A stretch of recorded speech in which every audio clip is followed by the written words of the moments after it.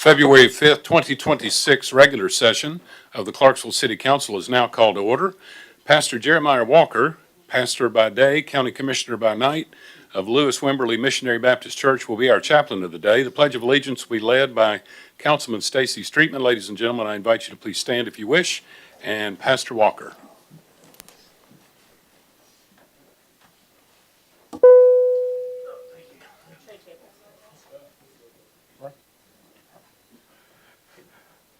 Father God, we come now as humbly as we know how.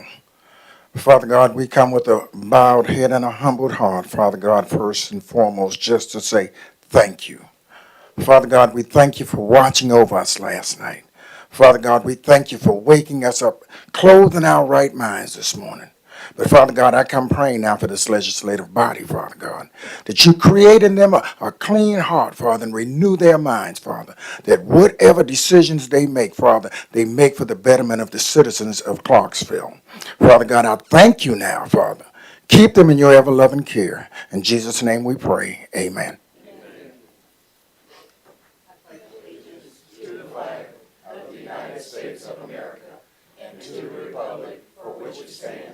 One nation, under God, indivisible, with liberty and justice for all.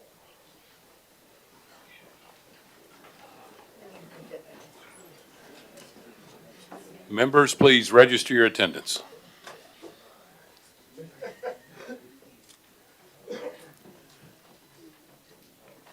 Our screen, Madam Clerk.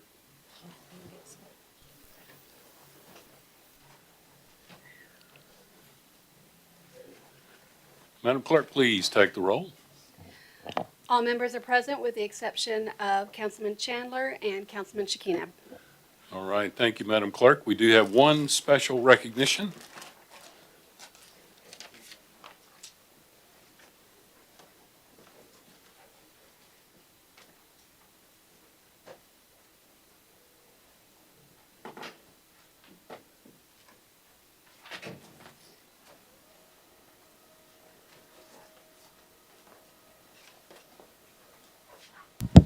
If I may invite Jimmy Garland to join me, please.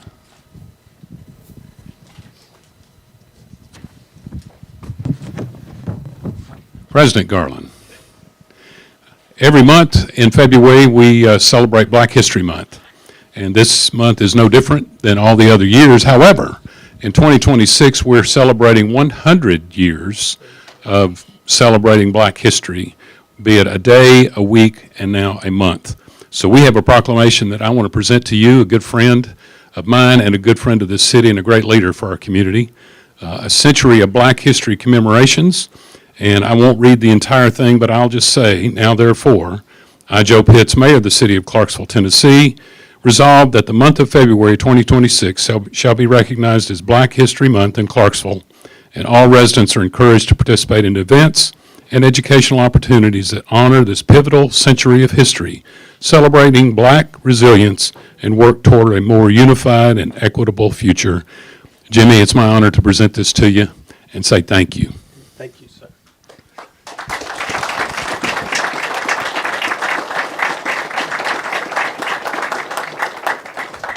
Would you like to say it? I guess you know, anytime I get a mic, I said no, but I really thank the city for all that you do for the citizens of Clarksville and Montgomery County. You know, as a member of the school board, you guys actually help us to fund our schools.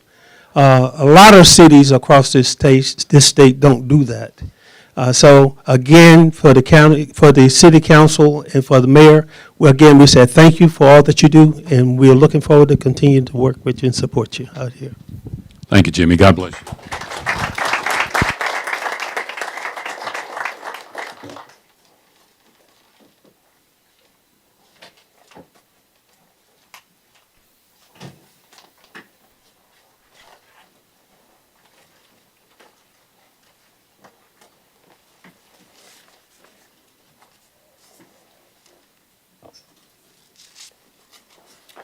The next item on our agenda is the city council vacancy, and we'll ask the city attorney to review the procedure for us, and then we'll invite applicants up according to the list I have in front of me. to present themselves. So, Mr. Attorney, Mr. Bittner, if you would, please. The procedure is stated in Title I, Chapter 2 on City Council, Section 1210. The procedure is on the TV screens here for us, and I believe it's attached to the agenda. Okay? Starting with, I'll go down to paragraph B, B boy. All of our applicants will appear at tonight's regular session. They'll state their application to fill the vacancy, make a brief statement regarding the reasons that they want to serve on the council, and then they will be able to answer any questions that the city council members have for them. Only the applicants that are appearing tonight at the regular session may be considered at the special session on February 11th for the appointment. Okay? Our voting procedure under Section D will be by roll call voice vote. We'll need a majority vote of the entire membership for the applicant to succeed. Each council member may vote for one applicant by roll call voice vote by stating the name of the applicant that they vote for. The applicant that receives the majority vote of the entire membership will be approved to fill the vacancy of the unexpired term of the vacant member. If no applicant receives a majority vote during the first cycle of voting, we'll vote again on the second round of voting to see if anybody receives a majority vote. If nobody receives majority vote in the second round, we'll proceed to the third round. In the third round, we will eliminate the member that had the lowest vote total during the preceding vote. If two applicants tied for the lowest vote, then they'll be subject to a runoff. During the runoff, the mayor will not vote, but the council members will. And if there's a tie in the runoff, then the mayor will break the tie. Okay? The person in the runoff that prevails will move forward into the third round, and they will be voted on with the rest of the applicants.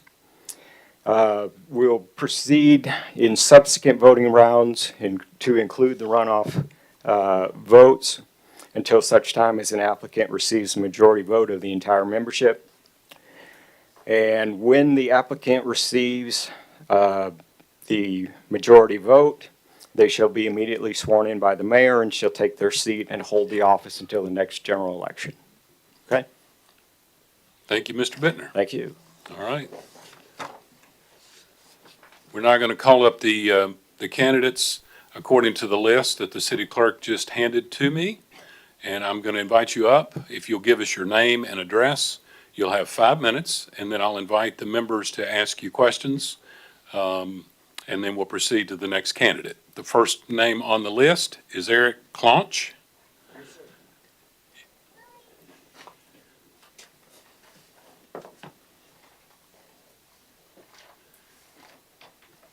If you'll give us your name and address, and then you have 5 minutes.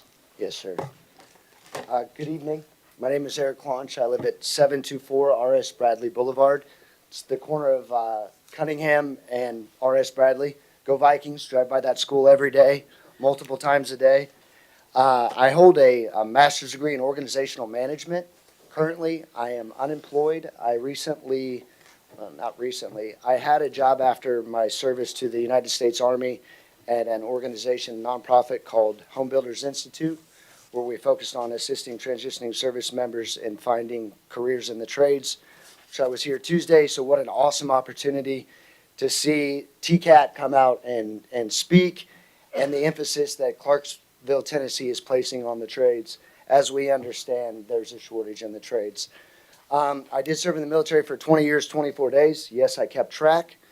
I was a warrant officer, retired CW3, multiple combat deployments, got to go to a lot of places that I wouldn't had I stayed where I grew up.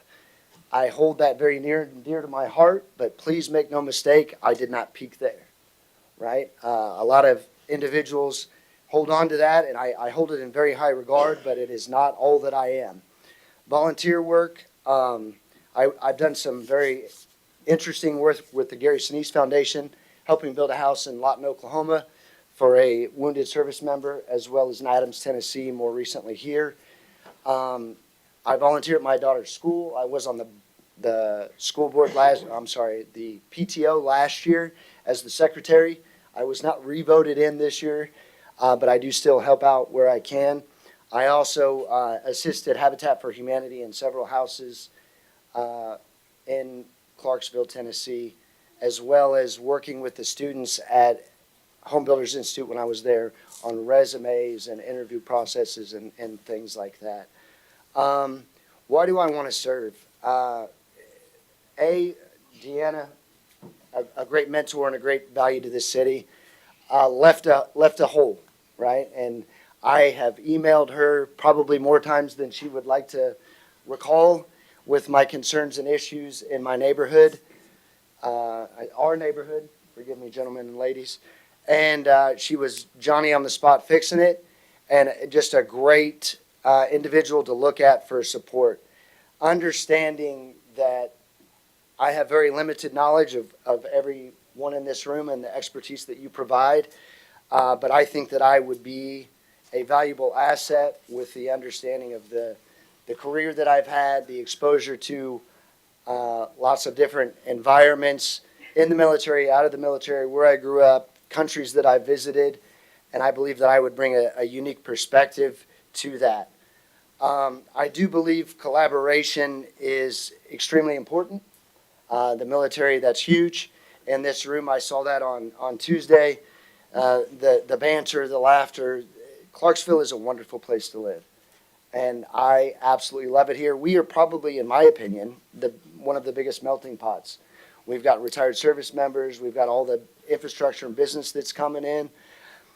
That being said, probably my biggest priority would be our youth. And I say our youth because they're our future. And everything can be tied to that, right? Are they safe at home? Do they have food? Do they have sidewalks to get to school? Is their school open? Are they safe at school? Do mom and dad have jobs? Are they safe coming back home? So that would be my number one priority. Infrastructure, again, as we continue to grow, and that seems to be a buzzword in all of the things with this beautiful city that we live in.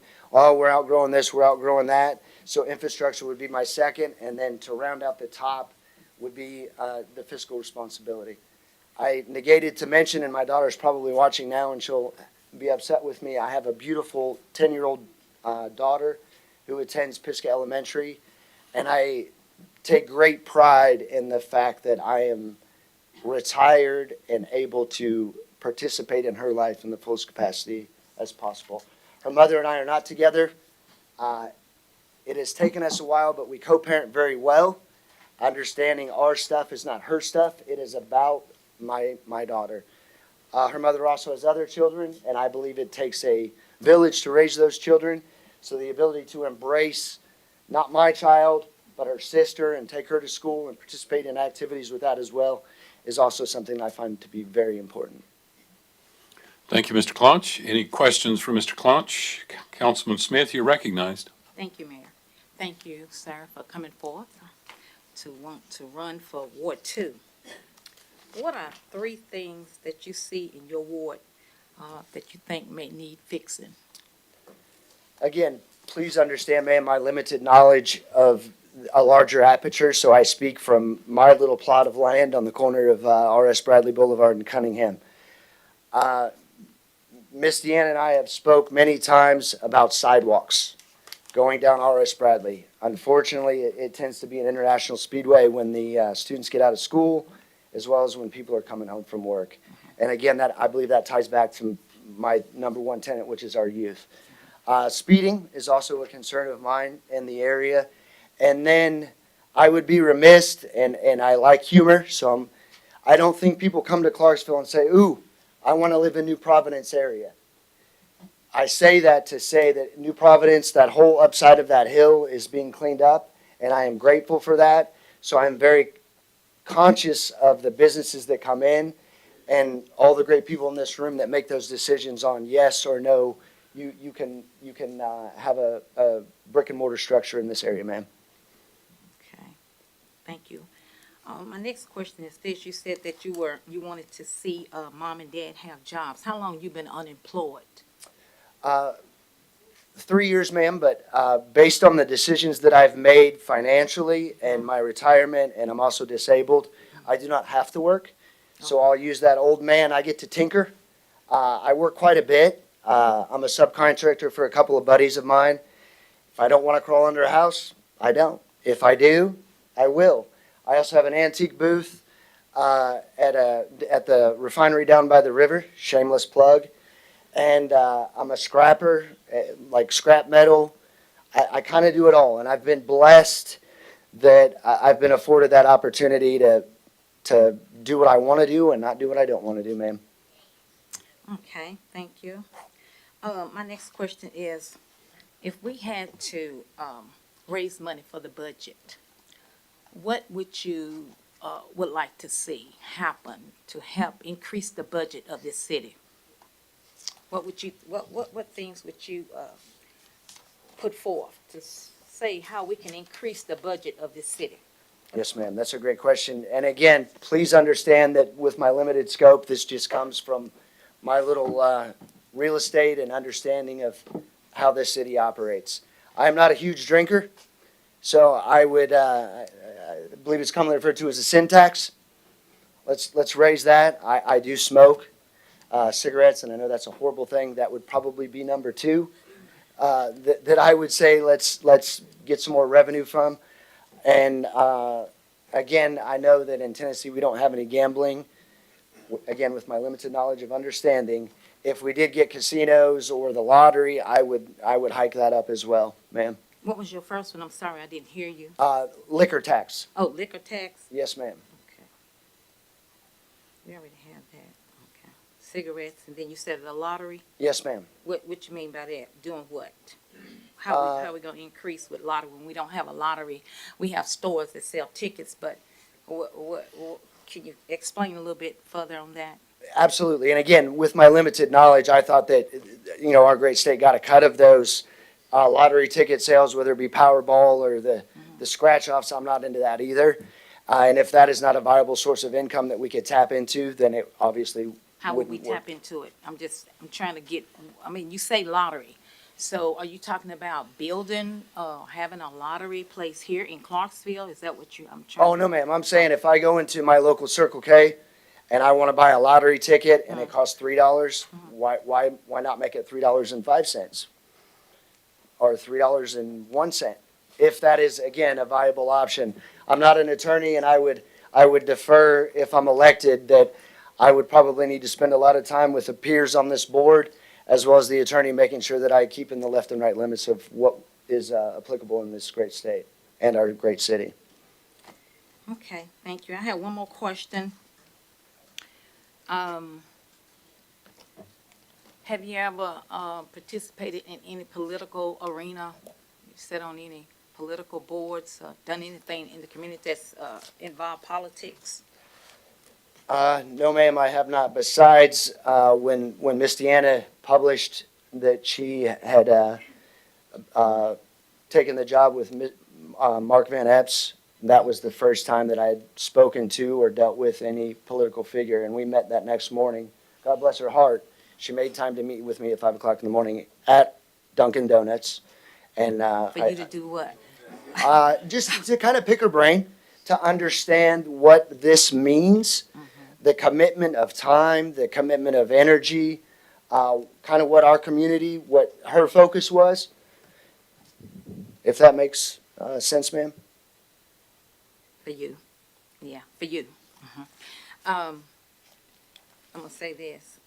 I appreciate you want to run, and I think that's a good thing that you have the desire to do that. I'm just going to say this. Do you know what an ordinance is? Do you An know what ordinance? Yes, ma'am. You know It I'm is a gonna law. ask that. Okay. It's a what? It's a law that this body puts together, ma'am. It becomes law. Okay, all right. All right, well, just keep studying. You'll learn. Thank you. Councilman Streetman, you're recognized. Thank you, Mayor. First of all, thank you for your willingness to serve and stand up here in front of the firing squad. You answered one of my questions already in speaking to the previous councilman. But let me ask you, how often or how many meetings other than this past Tuesday night have you attended in the past? Not a lot. Okay. Do you watch them online? Within the last week, actually within the last 2 weeks, I've watched more city council meetings than I care to admit. You did a little bit of different binge watching than everybody else during the snow break. Yes, ma'am. Okay, having watched several different council meetings, what do you feel is one of the most important things that we vote on as a city council? More recently, it was the unhoused shelter that was being discussed and the implications of the impact on the downtown and where people need to be and don't need to be. And then collectively, overall, I would say infrastructure of our great city. That seems to come up a lot. Okay, and then you also mentioned that your number 3 item would be fiscal responsibility. Where do you feel that we could look at being more fiscally responsible? Again, ma'am, I am not here. And I apologize, I'm not trying to put you on the spot. No, Sorry. absolutely. And I'm not here to poke anybody in the eye No, and I with my understand that. limited knowledge. To be honest with you, I think everything needs to be looked at. And I know that there's men and women that sit on this stage that have looked at things. I believe most people have an aperture that is, let's say, at the city of Clarksville, Tennessee sign. My aperture is slightly jaded, so that I believe presents an opportunity to maybe look at things slightly differently. Again, with respect to everybody, the hard work that they do on in this platform. And I didn't mean any disrespect in my question or try to put you on the spot. I was paying attention to what you said to us. So No, absolutely, ma'am. again, thank you very much. Yes, ma'am. Councilman Marquis, you're recognized. Thank you, Mayor, and thank you for coming up tonight. Going first is always difficult because you just come in blind. I actually have 4 questions tonight and 1 potential follow-up. So to start, how do you make decisions when there is no perfect option, just trade-offs? That is a phenomenal question. I think that the constituents of Ward 2, what they feel is best, and then with the individuals here, what helps the city collectively. And it's not always a Ward 2 wins or Ward 3 wins, it's a what's best for the city wins. And I was faced with that, again, many times in the military, and then at HBI after that with job placement assistance and, having to have that tough conversation like, brother, I love you, but you're not that dude. Or dudette. All right, thank you. And then my second is going to be, when you hear a new policy idea, what information do you need before deciding whether you will support or oppose it? You said a policy information, ma'am? What type of information would you need when presented with a new policy idea? So whenever every month we get presented new things to vote on, so what type of information would you need to make your decision on how to go about that? All of it. I'm a nerd, so that I believe the devil's in the details. And I would look at my peers to say, hey, this is what's on the agenda. Don't go down road A, go down road B. Again, sir, I would probably spend a lot of time with you to make sure I was in the left and the right limits of the confines of the law and what is applicable. Does that kind of answer your question, ma'am? Yeah, based on how you would, I guess, approach it. My third one here is going to be if staff, engineers, or even consultants present evidence that a commonly held belief about, say, traffic, parking, or even housing was incorrect, how would you approach that as a decision maker? So what they're presenting to you is opposed to what is commonly believed. So how would you make a decision whether to accept it or reject it? Again, that is another great question, and not understanding how this works, I would probably ask for I know a timeout doesn't work, but a recess, or lean to one of my peers and say, what do we typically do in a situation like this? I believe it's X, Y, and Z, not A, B, and C. I believe all people deserve respect, and we all make mistakes, so, in a form of publicly saying you are wrong, that is no bueno. I think we have an inherent responsibility to give people grace and show them respect, but however you could navigate, like, sir, ma'am, I have a question, to maybe try to steer them in they had old data, or the data was new, or had been revised. Yes, and so from that, obviously you can go outside and do your own research too. So how do you conduct that, I guess? How do you look into things in research? Well, again, Miss Deanna is an amazing human being. I understand that she has a new line of work, but she would be my initial easy button. And I know that is not right, but that is honest. Yeah. I would probably defer to her. And then I've made some connections within this room, and they would be my second and third opportunities to say, hey, I have a question here. Can you mentor? Can you guide me so I don't look like a fool in a public forum or setting? Okay. And then my last year is going to be, think about a street in Clarksville, it doesn't matter which one, that you believe feels uncomfortable or unsafe for some people. Who do you believe struggles the most on those streets and why? Again, I'm biased to my ward, and I would say any street within 2 miles of a school, specifically the elementary school that lacks sidewalks. And I would initially say our children that traverse on those sidewalks first. And then it would be probably those that need assistance and the elderly. Okay, thank you. Yes, ma'am. Thank you. Councilman Lovato, you're recognized. Thank you, Mayor. Thank you so much for being here. I just have a few questions.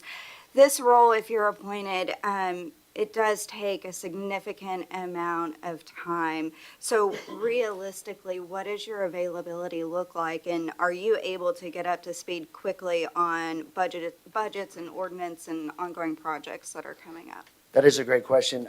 I guess defer back to my military training and the simple fact of there is no, let me see how cold the water is. You jump in the pool and you figure it out. Because I am unemployed, my time is my own, so I get to decide what my schedule looks like. And I wouldn't be standing here if I wasn't prepared to make that commitment to this. I feel like people make decisions based on emotion, and they don't look at the whole picture of what is entailed in that. And I did have a in-depth conversation with Miss Deanna about that. And I do believe that I initially had her slightly frustrated because I was going through that myself. Like, am I prepared to make this commitment? Understanding the time that was involved, understanding that I have a 10-year-old daughter. And again, I'm going to put myself on blast here. She said, Eric, you need to be at this next meeting. And I said, Miss Deanna, I appreciate that, but I made a commitment to my daughter, and that is numero uno. My daughter would be here tonight, but she is sick. Took her to the doctor yesterday.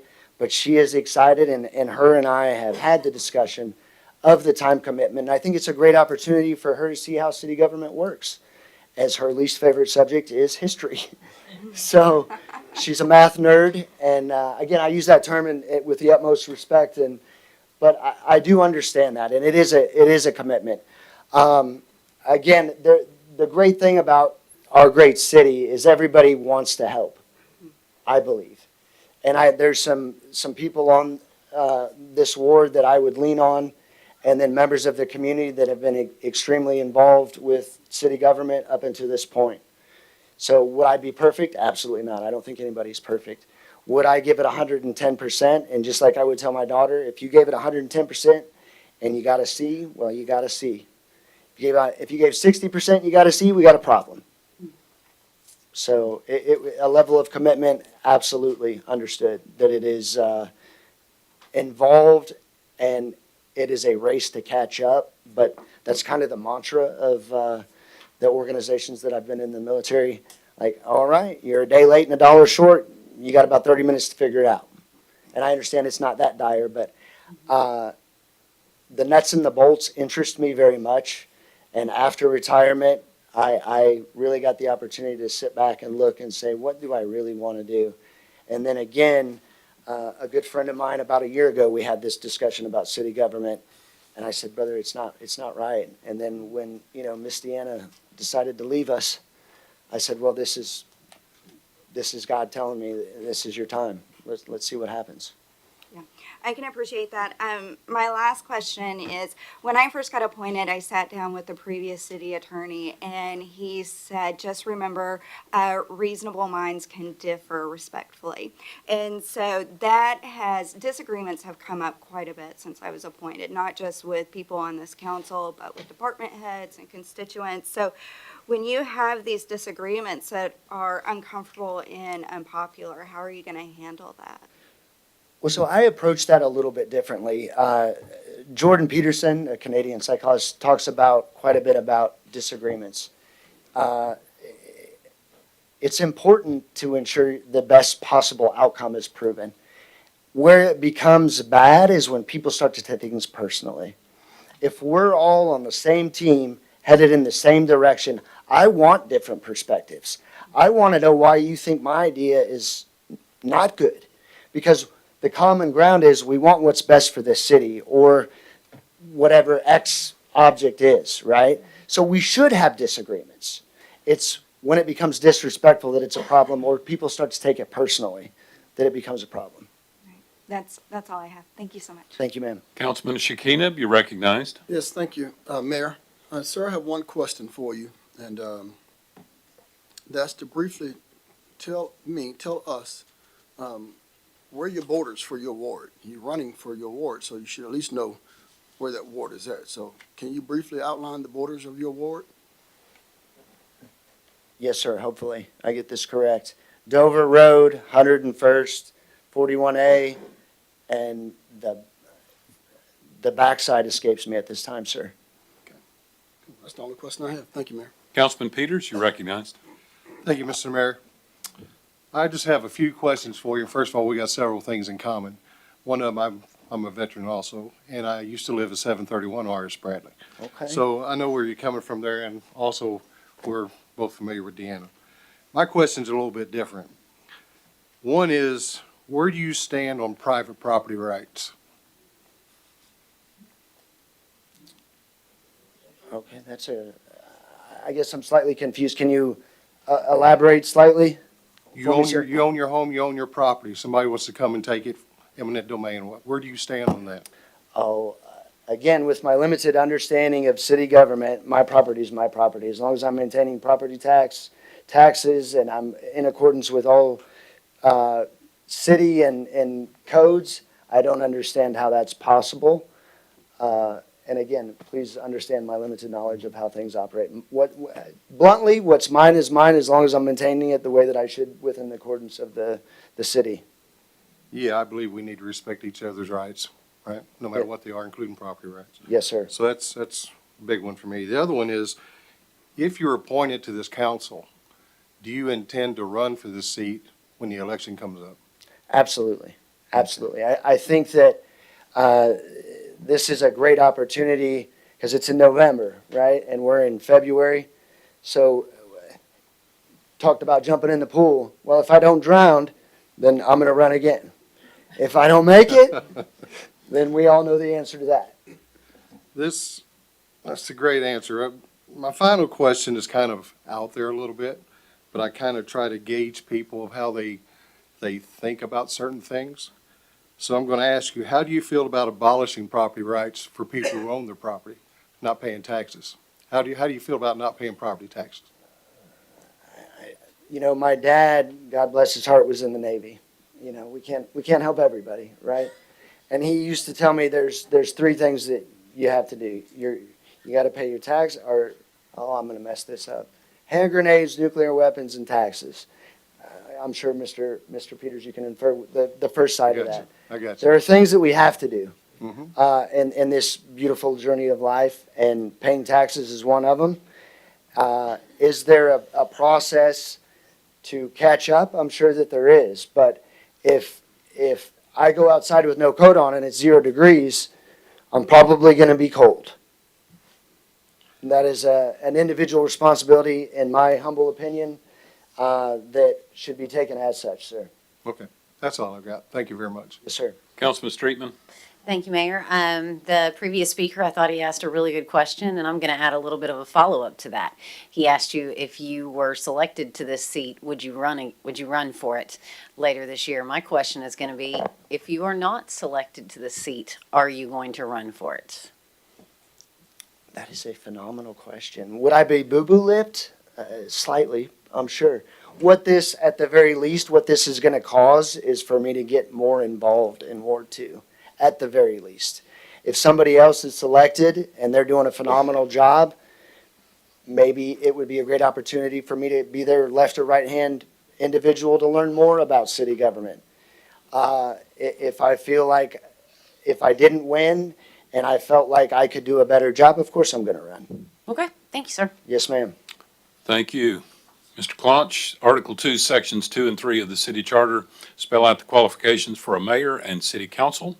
You must be 18 years of age or older, citizen of the United States and the state of Tennessee, and have been a resident of the city and the ward for at least 12 months. Be qualified to vote in the election in which you are a candidate. Candidates for council shall also reside in, be qualified to vote in the ward in which they seek election, and so on. So I'm going to ask every candidate these questions. Are you at least 18 years of age or older? Yes, sir, I am. Are you a citizen of the United States and the state of Tennessee? Yes, sir, I am. Have you been a resident of the ward for the last 12 months? Yes, sir, I have. Are you qualified to vote in the election in which you are a candidate? Yes, sir, I am. Have you ever been convicted of a felony? No, sir. All right. There's an old saying, the eyes are the window to the soul. In these days, it's not the eyes, it's social media. So if we were to call up your social media accounts on this floor of the council right now, is there anything in those accounts that may cause the citizens to believe you're biased for or against any particular group, member of the council, or employee of this city? No, sir. All right. Thank you. Yes, sir. Councilman Smith, one last time. Yes, Mayor, I have one more question for him. You're recognized. Thank you. When was the last time you voted? Are you a regular voter? If we was to check the records, election commission, are you a regular voter or you just vote periodically or occasionally?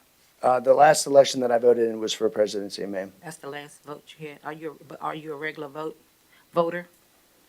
Yes, ma'am. Do you vote all the time? Yes, ma'am. But the last time you voted was, you said, for president? Yes, ma'am. Okay, all right, thank you. Thank you, Mr. Claunch. Thank you. I appreciate the opportunity to speak with you guys tonight. Thank you. Next candidate is David Watson. Mr. Watson, if you would please come forward, give us your name and address, and you have 5 minutes. Sounds good. I'm actually just had a name change done and an adoption, so it's David R. Upchurch now. I've forwarded you guys the resumes. That's why it's got a hyphen to it. But I live over off 140 Darling Drive, Unit 1, right off of Dover Road, right across the street from the neighborhood market. I've been there since October. I was not made aware that you had to live there for 12 months for the war position. I was aware that it was just for Clarksville. Anyhow, 22 years old, as you guys have seen the resume. I'm very early on in my political career. I'm a firm believer in setting the tone and going for anything as you can. I have a full plate working at the public safety off Madison, as I've seen many people here, as well as many people in our local government come by. I'm a full-time college student at Austin Peay University, going for political science and a minor in philosophy. I graduate this December, as well as doing research projects for Dr. Bernardzik, who should be back here with me. I was doing ROTC for the college for a better half of 2 years. Fortunately got injured, had to drop out of it. However, that 2 years has given me so much leadership experience, as well as being in leadership positions ever since I was 14. Getting a job as soon as I was not even 16 years old, working at my local movie theater. I'm go-getter, ambitious. I don't think there's any other 22-year-olds who can come up here and say that they talked in front of city council for a ward position.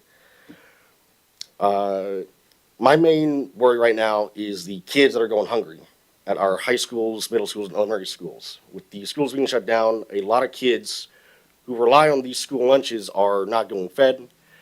I'm on the executive committee for the Montgomery County Democratic Party. And so far, they've been working on making to-go bags for a lot of these children, which I'm trying to get to help a part of. However, I work the night shifts for the public study. I spent the better half of last week pulling a lot of people out of the snows. That is another problem that I've been trying to help, especially over in Ward 2, especially in our neighborhoods in between Providence and Dover. Many of our roads were still unsalted or slick with ice, even trying to get into my own house. I'm slipping almost up to the stairs at this point, but thankfully it's a four-wheel drive Tahoe, so I'll be safe. Let's see what else. Let's see. Some other problems I've seen within Clarksville is obviously the traffic problem. Usually around 5 to 7 o'clock at night, I will get stuck in traffic if I'm heading home from any kind of meeting. I think a widening of the road or widening of back roads could be beneficial, as well as putting sidewalks, as the last candidate was talking about. When my truck was getting worked on, I do walk to and from the neighborhood market, and the lack of sidewalks was very troubling for me, especially with the snow going on.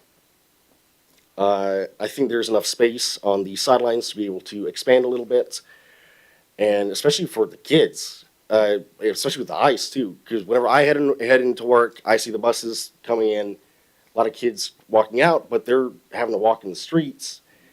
I don't want to say we have some idiot drivers, but we have some speed demons that really need to slow down and watch where they're going. But my biggest priority has been the youth, especially when it comes to politics as well. I've seen that it's become a very divisive topic, as I'm sure you've all seen, and I'm a firm believer in putting aside differences when it comes to helping our community. I am a firm believer of using love and kindness to do what is right and get things done. And even some of my customers who have been excited that I'm running for this are on the right. I'm on the left personally. However, we will both complain about the problems we see in Clarksville, and we put our differences aside, left or right. Where it's left or right wing, it's one bird. We talk about, and I am just really excited to hopefully bring more people together, especially the youth. Like my generation, I see a heavy incline in trying to get into politics and getting more involved. I would love to help extend that. My plan for after college is to work as a U.S. government and civics teacher for a local high school, hopefully. And one piece of advice. Thank you, Mr. Upchurch. Your 5 Sorry, minutes I is did not up. see it. And let me just correct the record. I misspoke. It is being a resident of Clarksville and not your ward for 12 months. Sounds good. All right, Councilman Shekinah, you're recognized. Yes, thank you, Mayor. Thank you, sir, for that presentation. I love the energy for a young guy. But you talked about all the stuff that you're involved in. Do you have the time to commit to serving not just on this body and attending the city council meetings, but also to attend the committee meetings in which you may be assigned to, and then to go out there and actually interact with your constituents? Do you have that type of time commitment? 1,000%, sir. I'm big on having my plate full because I'm always hungry to keep things going. And if I get elected into this, I can easily move some things around, especially when it comes to my job, putting shifts into coming in mornings, doing school right afterwards. But this would be my number one priority, is helping my community out. Thank you, Mayor. Councilman Smith, you're recognized. Thank you, Mayor. Thank you, Mr. Upchurch, for coming forth. It shows me you have a little courage to come forth. I'm going to ask you a couple of the same questions I asked the other gentleman. What would you do to increase the budget of the city? So one thing that I looked into, this ties hand in hand with widening roads, but looking for federal grants and TDOT grants especially could be a great source of income when it comes to expanding these projects. Because obviously less traffic means less time being stuck in traffic, more time spent with your family or at work or doing whatever you want. But so far that has been my biggest look into is federal grants, state grants, and TDOT. Okay. Okay. Okay, also, I know that you're a college student and you're at Austin P, is that correct? Yes, ma'am. And what are you studying? Political science. Political science, okay, good. Have you ever served on a political, committee or group? So I sit on the Montgomery County Democratic Party's executive committee. I've been on there since May of last year, and I've been out to as many community events as I possibly can. But I help vote, I help figure out what our next steps are, and Now, your home is from here? You from Tennessee? yes, ma'am. Okay. All right, and so you served on the Democratic Committee. Now, what was your title? What did you do? It's just executive committee member for District 68. There is 10 of us that sit on it. Every month we meet on Tuesdays just to go over basically plans for upcoming elections, mainly what we can do for this city, helping out. As I mentioned earlier, one of the biggest ones was the to-go bags for children, on top of helping to de-ice a lot of the roads, as well as getting people unstuck. How would you get money to fix the infrastructure in this city? And what problems do you see that needs to be fixed? My biggest one has been the massive amount of traffic. Give me one second. I wrote all these down. Another one would be wages, as well as rent. Rent, I think we could tie tax incentives to the cost of living here. Personally, I pay $8.75 for where I'm living at. I live by myself. I'm able to pay for it just by working near 30 hours a week at Publix, as well as going to school full time. 22-year-old, that's a lot. I can't imagine some of these kids having to either stay on campus or staying at their parents' house still. I've been fortunate enough to have a job that allows me to, as well as doing all the various activities that I do outside of it. Another one would be, let's see, flood prevention. That has been a big one that I've seen. I have a friend who lives downtown near the Second Lofts. Every time it rains, his apartment floods, and they have concrete floors, so it's just super slick. I've been looking into water pumps and figuring out how to better prepare our city for any kind of rain that comes, especially during the summer times. Okay. Okay. So do you think that we have enough sidewalks in our communities where you live? I'm saying Ward 2. No, ma'am, I do not believe we do. What problems do you see that are happening in Ward 2 that you would like to fix? Mainly the sidewalks right now, to watch out for the kids. And I don't want to say putting more police around the high schools, but putting up more lights especially, so we don't have to take resources away from the police department. Putting up lights. I've seen on the college campus on crosswalks, they have these giant sensors and giant floodlights. So whenever somebody walks across, especially at night, that lights them up and people can see it. I think that would be a great addition to put throughout the city as well as Ward 2. Why you want to see police at high school? You know they already have the RO officers in the schools, so why do you need police around the school? What's the reason? Oh, I misspoke. I meant to focus more on that crosswalk and keeping it safe. I'd much rather keep our SROs and our police officers out there in regards to traffic and keeping our city safe. Yeah, sorry, I misspoke earlier. Okay. All right. Thank you. Members, I know we've got 6 more candidates to get through, so let me just ask you to take one turn asking questions of the candidates. Anyway, do your best. Councilman Markey, you're recognized. Thank you. I have the same questions as the previous candidate. So how do you make decisions when there are no perfect options, only trade-offs? I asked for advice. I've got personal connections with the heads of the political science department as well as the military science department. They've given me the best advice I've ever had. In terms of that, if I need a decision right now, I look at all the facts, I take a utilitarian approach to it, and figure out what creates the most benefit for whatever problem I'm trying to solve.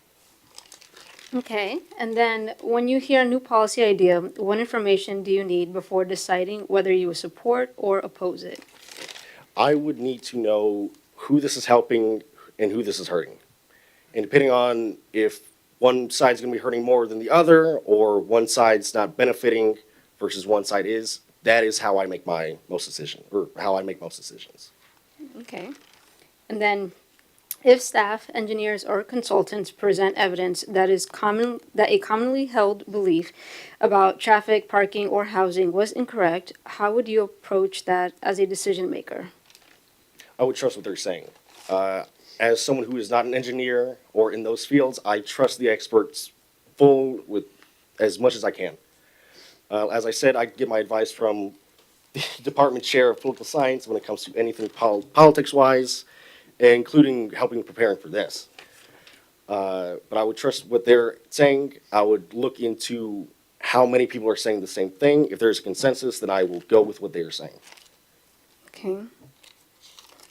And then lastly is, think about a street in Clarksville that feels uncomfortable or unsafe for some people. Who struggles the most on those streets and why? For me, at least, I've seen the most with Dover Road. Anytime I'm going to and from work or to and from school, I see people on the sides having to walk through the grass. Especially at this time, everything's super slick, super icy. I've fallen just trying to walk over to the Walmart too. But besides that, it would be near any school, especially goods. Okay, thank you. Councilman Lovato, you're recognized. Thank you, Mayor. Thank you so much for being here. Have you spoken to Ms. McLaughlin, and, just gotten feedback on what the constituents have been telling her, what their concerns are and what they're saying? I have not talked to her before in that regards. I have talked to my community members that live throughout, whether that's in my neighborhood or local businesses nearby. That's where I get a lot of my, what do we need to do for this ward? That's where I get my information from. Like I asked the previous applicant, this role does require a significant amount of time. With you being a college student and working 30 hours a week, what does your availability realistically look like? And are you able to get up to speed quickly? I would 100% be up to speed. One of my biggest traits is I'm very adaptable with a lot of situations. If I do get appointed to this ward, that would just be shifting work hours around to be able to make it to every meeting, on top of the outside community events that we do as well. But I would 100% be able to do this job.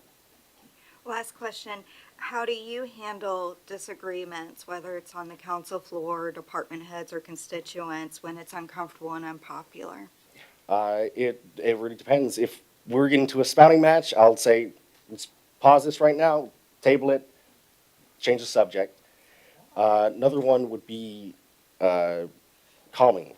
That's another big thing I see in politics, especially younger in this generation. We so quick to anger, and we do not see what is sitting in front of us. Our differences, whether it's politically or our own motivations, we can put those aside when it comes to figuring out what is best for this community. Like I was talking to a friend about the public school system, and I was like, you know what? We both have very different ideas. It would be a great idea just to come together and workshop something that would work best for everybody. All right, that's all I have. Thank you so much. Councilman Peters, you're recognized. Hello, how you doing? Hey, good, and you? Nice to see you here. Nice to see you. I got just a couple of questions. I don't want to labor this too much, but one of them is, do you support our policemen and women in the city of Clarksville? Yes, sir, I do. As someone that's gotten pulled over, they're super nice individuals. I love them. I've been able to tour the jail, the old and new one. Really nice people. I love them. Most of my family are police and law enforcement, as well as firefighters and military. And so they hold a special place in my heart. I think something that we should do is, one, give them better mental health, one, training and resources. It's a very stressful job. I can't imagine having to do that, having to putting your life out on the line every day, even if it's just for a traffic stop, like my brake light. It's stressful, and they got my support. That's good to hear in this day and age. Yes. Dangerous occupation for those individuals. Just another question I want to ask. Clarksville's growing, and we're growing leaps and bounds, right? So do you believe Clarksville's growth needs to go more outward or upward? Why not both? Outward in terms of building more spaces when it comes to housing people, especially, because that would also decrease. I think it would decrease, if not stabilize, rent as well if we have more buildings pushing outward.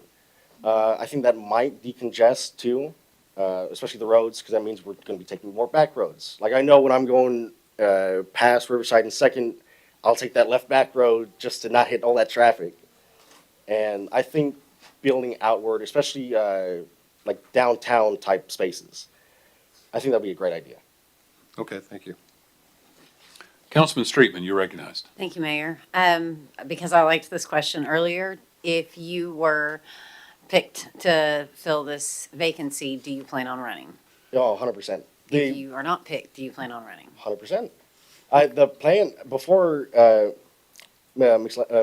before I stutter, Mix McLaughlin resigned, I was planning on running for the November election. This was last year during summer. I've been set on that goal ever since, and this just pushes it up sooner. Okay. How many council meetings have you attended? I unfortunately have not been able to make any. I worked in the night shifts and barely was able to make it to any of the executive meetings. That Tuesdays and Sundays were the only 2 days that I've had off, or it was Tuesdays and Thursdays till we switched meetings. But I do try to watch the videos on my lunch breaks on those days. So you watch them regularly? Not really. I try to. We don't get long lunch breaks. Okay. And what do you feel is the most important thing that we vote on? So far, zoning. Yeah, zoning has been a pretty big one, especially in terms of school zonings. Because as someone who's friends with a lot of student teachers and starting to with teachers in general, they've been more worried about where we're headed in terms of how many kids are going to any high school, as well as the amount of money allocated. I know this isn't school board, but zoning in general, as well as the like building zonings, because school zoning would probably be school board. Sorry, everything's getting fuddled right now. Yeah, that was it. Okay. Thank you. Sorry. Thank you. Article 2, Sections 2 and 3 of the Clarksville City Charter spell out the qualifications of a mayor and a city council candidate. You must be 18 years of age or older, citizen of the United States, state of Tennessee, and a resident of the ward in which you want to represent, and be qualified to vote in the election in which you are a candidate. Candidates for council shall also reside in and be qualified to vote in the ward in which they seek election, and so on. So I'm going to ask you, are you at least 18 years of age or older? Yes, sir. Are you a citizen of the United States and the state of Tennessee? Yes, sir. Are you a resident of Ward 2? Yes, sir. Are you qualified to vote in the election in which you are a candidate? Yes, sir. Have you ever been convicted of a felony? No, sir. There's an old saying, the eyes are the window of the soul. These days it appears that social media are the window to the soul. If we were to call up your social media accounts on the council floor right now, is there anything in those accounts that would cause the citizens of this city to believe you are biased for or against any particular group, member of the council, or an employee of this city? Not groups or anything like that, but maybe in terms of like laws or passing things, more than likely. But even then, any decision I make is unbiased, and I look through it from a third eye. That's why I asked everybody about their opinions first. Okay, thank you. Thank you, Mr. Upchurch. Thank you so much. Next is Ross St. Louis. Mr. St. Louis, if you would, give us your name and address, and you have 5 minutes. My name is Ross St. Louis. I've been a member in Clarksville, Tennessee since 2006. My address is 103 Lilac Court, and I have lived there the majority of my time here in Clarksville. So I moved here in 2006, not knowing what was going to be here at Clarksville, but things have definitely grown a whole lot since then. I am a retired firefighter, EMT. I'm a veteran of the United States Marine Corps. I am also one of the members of Woodlawn Estates Neighborhood Watch Group. It is one of the largest groups here in Tennessee, in Clarksville. We have well over 1,000 members in our group alone. And what I see myself as is I see myself as a servant, not just a servant of my household, my church. I see myself as a servant of my neighborhood. I have a wife and I have a son. My wife is a Clarksville native. She has lived here her entire life. And it was a change because I came from North Carolina, lived there for 17 years, and when I moved here, it was definitely a change. Military did not bring me here. I was not in the Army. I was in the Marine Corps. But my brother-in-law was in the Army. That's how I ended up here in Clarksville. I said I was a retired firefighter EMT. I also work for Dash 10 Media, which is, sorry, a little nervous, which we do a lot of postings about different things that happen here in the city of Clarksville. Through that group, I have also been, I work hand in hand a lot with our Clarksville police officers, Montgomery County Sheriff's Department, Clarksville Fire and Rescue, volunteers throughout the entire county, and with Montgomery County EMS. I know a lot of people in this city. I know a lot of people that work for the city. And one thing I can tell you that they will tell about me is that I am a very helpful person, that I do have the servant heart, that one thing above all else is that I want my neighborhood to be safe. I want my neighborhood to be growing, and I want my neighborhood to be the best. And that's just how I am. And I'm sure each of you also represent your neighborhoods, that you want them to be the best. And I think together we can all work together to make the city of Clarksville the best. So, I talked about my servant, being the servant. This past couple of weeks has been a little difficult on a lot of our people here in Clarksville with this snow and ice. Originally, I was born in northern New York. This snow and ice doesn't bother me a whole lot. But it's still a lot different being down here in the south. It's a lot different. But I've been out shoveling driveways. I've been out salting people's driveways, their sidewalks, everything else. I've been out there doing it. I can't do it all because I do have back problems, but I do what I can. And that's what I think what everyone who represents their council does, is they do what they can. And I believe one of my first and foremost things is that I believe in transparency. When we talk about things that have happened throughout the city, I believe that everyone should be informed. Everyone should be in the know of what's going on in our city.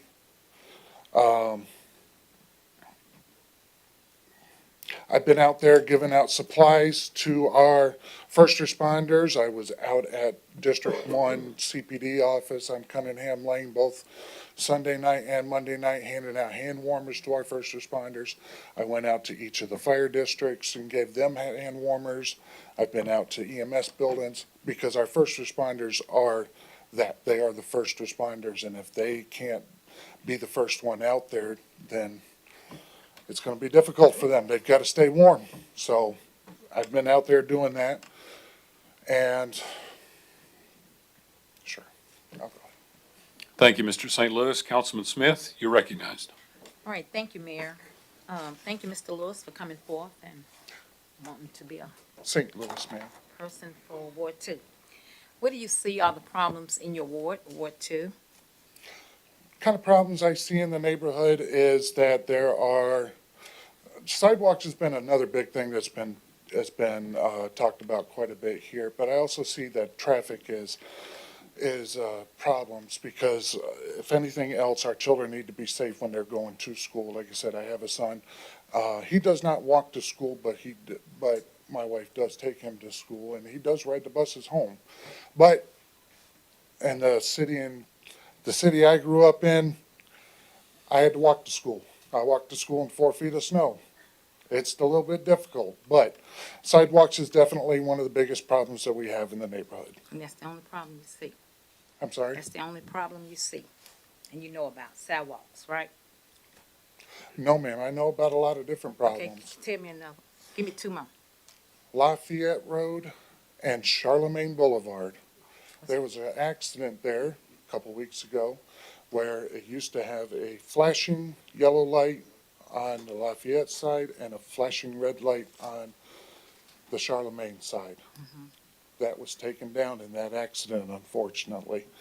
Thankfully, the people there weren't injured too badly, but that intersection is a huge problem for a lot of the residents in our ward, is that intersection.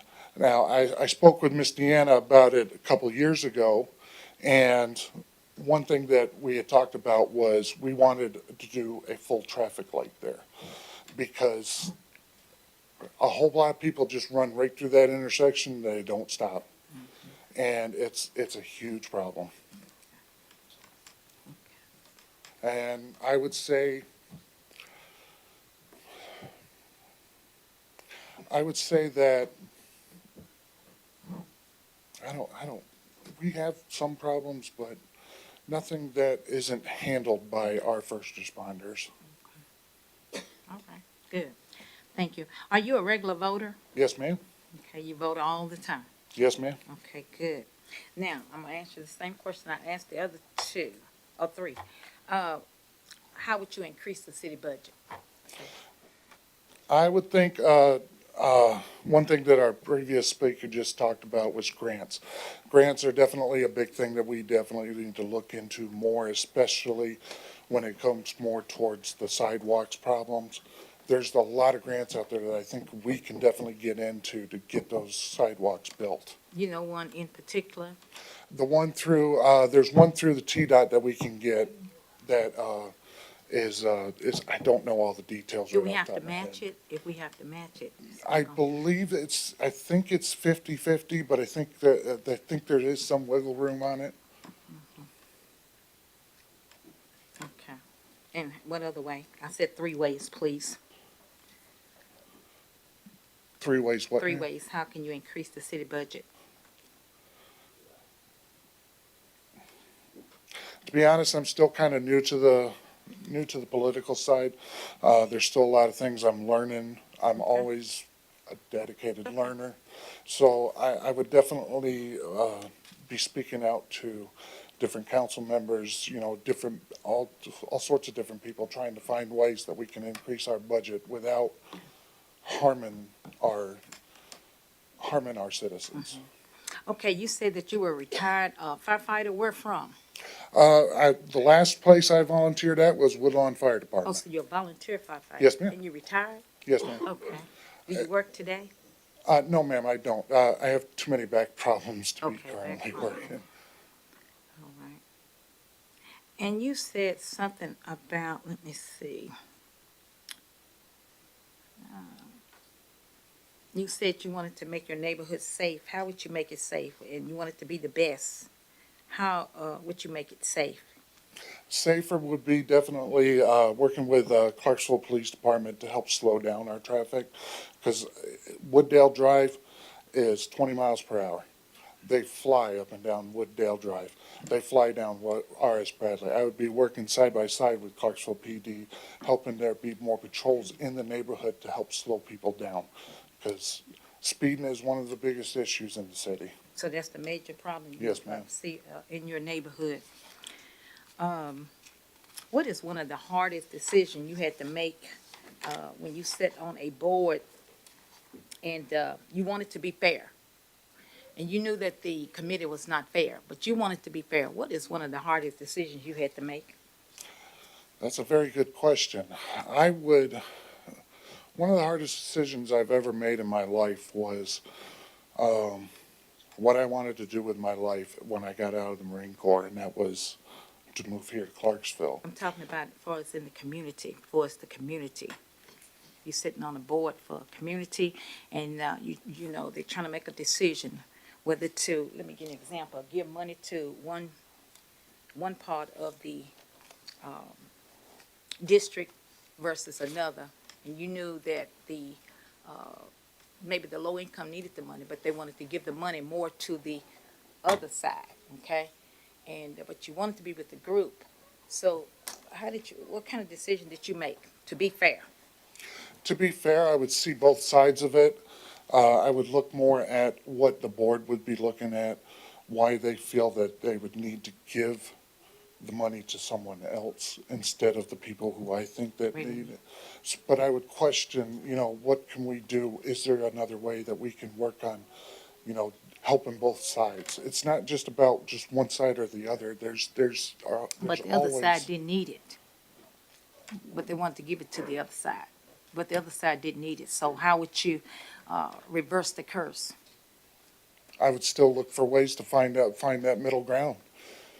Okay. Because there's always ways around everything. How would you approach it?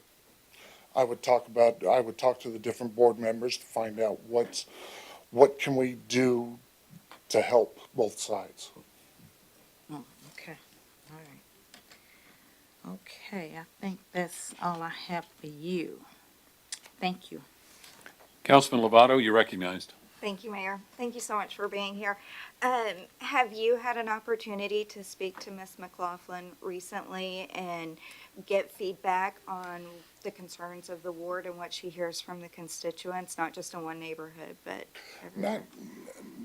Not particularly getting the concerns of the neighborhood because, and no disrespect to Miss Deanna, because I love her to death. She's a really great lady. But like you said, I manage the Woodlawn Estates Neighborhood Watch Group, which includes all of Ward 2. Everything that's in Woodlawn Estates is in Ward 2. So I already hear a lot of concerns that our citizens have. One thing that we've always talked about was speeding. This role does require significant time with meetings. How is your availability and what's your plan on getting up to speed quickly? I have an open availability. My gig with Dash 10 Media is as needed. My first concern would be to my citizens. Last question. Have you ever changed your position on an issue after you learned more? And how did you communicate that to your peers on your reasoning for changing your mind? Absolutely. I can definitely change my mind with somebody. If somebody shows me the evidence that shows that this is the right way to do something, this is the right way to do it, this is not the right way to do it. So if I've changed my mind on some of those things, as long as they're showing the proper evidence, the facts then matter. And if I were to communicate that, I would show them the same exact stuff. Why am I changing my stance here? Why am I changing my stance there? I definitely would show them the facts and show them why I'm changing my thoughts.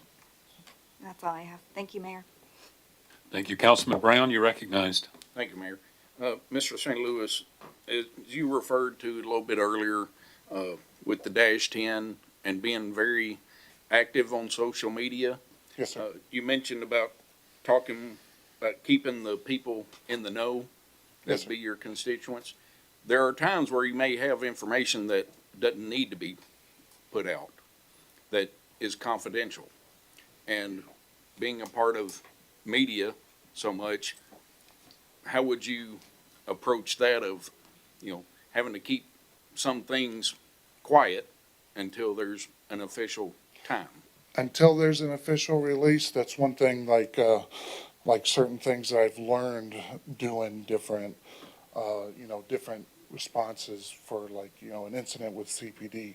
If there's something that I know that should be relayed, but I can't relay it yet because I haven't had an official release, I hold on to that. I don't release anything if I don't have the facts to back it up.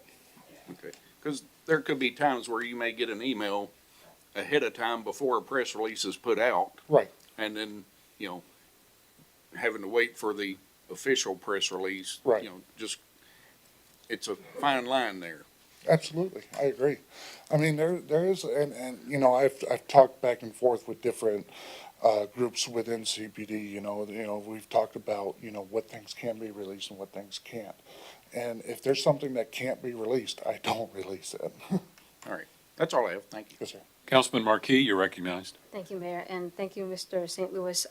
Same 4 questions. How do you make decisions when there is no perfect option, only trade-offs?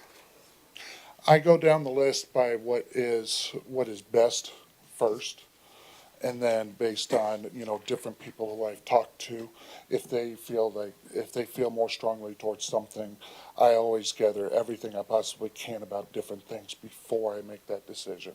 Okay, thank you. And then second, when you hear a new policy idea, what information do you need before deciding whether you support or oppose it? I need all the facts first. The facts about it, I've got to have. And then if I can't get those facts, I talk with my peers and I find out everything I possibly can. I gather all the evidence first before I make that informed decision. Okay. If staff, engineers, or consultants presented evidence that a commonly held belief about traffic, parking, or housing was incorrect, how would you approach that as a decision maker? I would defer to the people who are the experts in those areas of fields. And then, once I see what they're saying to me, I would go based on what they say. Okay. And lastly, think about a street in Clarksville that feels uncomfortable or unsafe for some people. Who struggles the most on that street and why? I would say in my ward alone, Lafayette Road's probably one of the more roads that is kind of iffy on because there are different hills and stuff, and there's where we had a caution light taken out there. What was the second part? Who struggles the most on that street and why? I definitely the people who walk to and from school, especially those walking to Northwest, and those because there's not a whole lot of sidewalks there. Okay, thank you. Councilman Streetman, you're recognized. Thank you, Mayor. I think you already asked this, and I apologize if I missed the answer to the question, but I believe the councilperson from Ward 12 asked, after you made the decision to be appointed to this position, did you talk to Councilman McLaughlin about the job? Oh, yes, definitely. I've talked with Miss Deanna a few times about it, and she's relayed to me with, everything that's been involved with it. And so she's kept me well informed. Okay, and I apologize if I missed that Sure. answer. Also, as was asked earlier, if you are selected to this seat, do you plan on running for it later this year? 100%, absolutely. If you're not selected to this position, are you planning on running for it? I do. And do you attend council meetings? I don't attend them in person regularly because, I spend a lot of time with my family at home during this time, but I do watch them online. Okay, and what do you feel is the most important thing that this council votes on? Zoning. Because that's all, that takes up a lot of the council time is the zoning of how we different zones and, switching from residential to commercial or, just different. Okay, thank you, sir. I appreciate it. Councilman Shekinah, you're recognized. Thank you, Mayor. Yes, sir. I'm not going to ask you about time because that's already been addressed, but I do have a question for you. Reference some of the things you alluded to regarding judgment and being fair. Yes, sir. You represent the constituents, right? A developer wants to put a mass development for apartments in there. You're probably not going to have any constituents that's going to be in favor of that, right? So, and you said you're all about listening to both sides and being fair. So how would you approach a situation like that? And that's a very realistic situation, and it happens a lot, right? You said zoning is a big thing, and it is. So what is your take on that? So if I felt that it would benefit our community to have those apartments there available to, let's just say, if they were low-income apartments, I would definitely support something like that because I'm not a rich person. I'm not I'm not well off or anything, but I know that a lot of people don't like to see apartments, but I feel that there are certain times when it's needed. Clarksville is the fastest growing city. We're growing, and we've got to make room for people. And sometimes you do have to make the hard decision. Thank you, Mayor. Thank you. Mr. St. Louis, Article 2, Sections 2 and 3 of the Clarksville Charter spell out the qualifications of a mayor and city council candidate. You must be 18 years of age or older, citizen of the United States and the state of Tennessee, and have been a resident of the city and in the ward, and be qualified to vote in the election in which you're a candidate. So I'm going to ask you, are you at least 18 years of age or older? Yes, sir. Are you a citizen of the United States and the state of Tennessee? Yes, sir. Are you a resident of Ward 2? Yes, sir. Are you qualified to vote in the election in which you are a candidate? Yes, sir. Have you ever been convicted of a felony? No, sir. There's an old saying, the eyes are the window of the soul, and social media these days are the window to many people's soul. If we were to call up your social media account on this council floor tonight, is there anything in those accounts that may cause the citizens to believe that you're biased for or against a particular group, member of the council, or employee of this city? If I'm biased towards any group, it's definitely towards our first responders, but I feel that they need our support. Thank you. Thank you, Mr. St. Louis. All right, next up, we have Jeremy Wright, and Deanna Shepherd is on deck. So, Mr. Wright, if you would give us your name and address, and you have 5 minutes.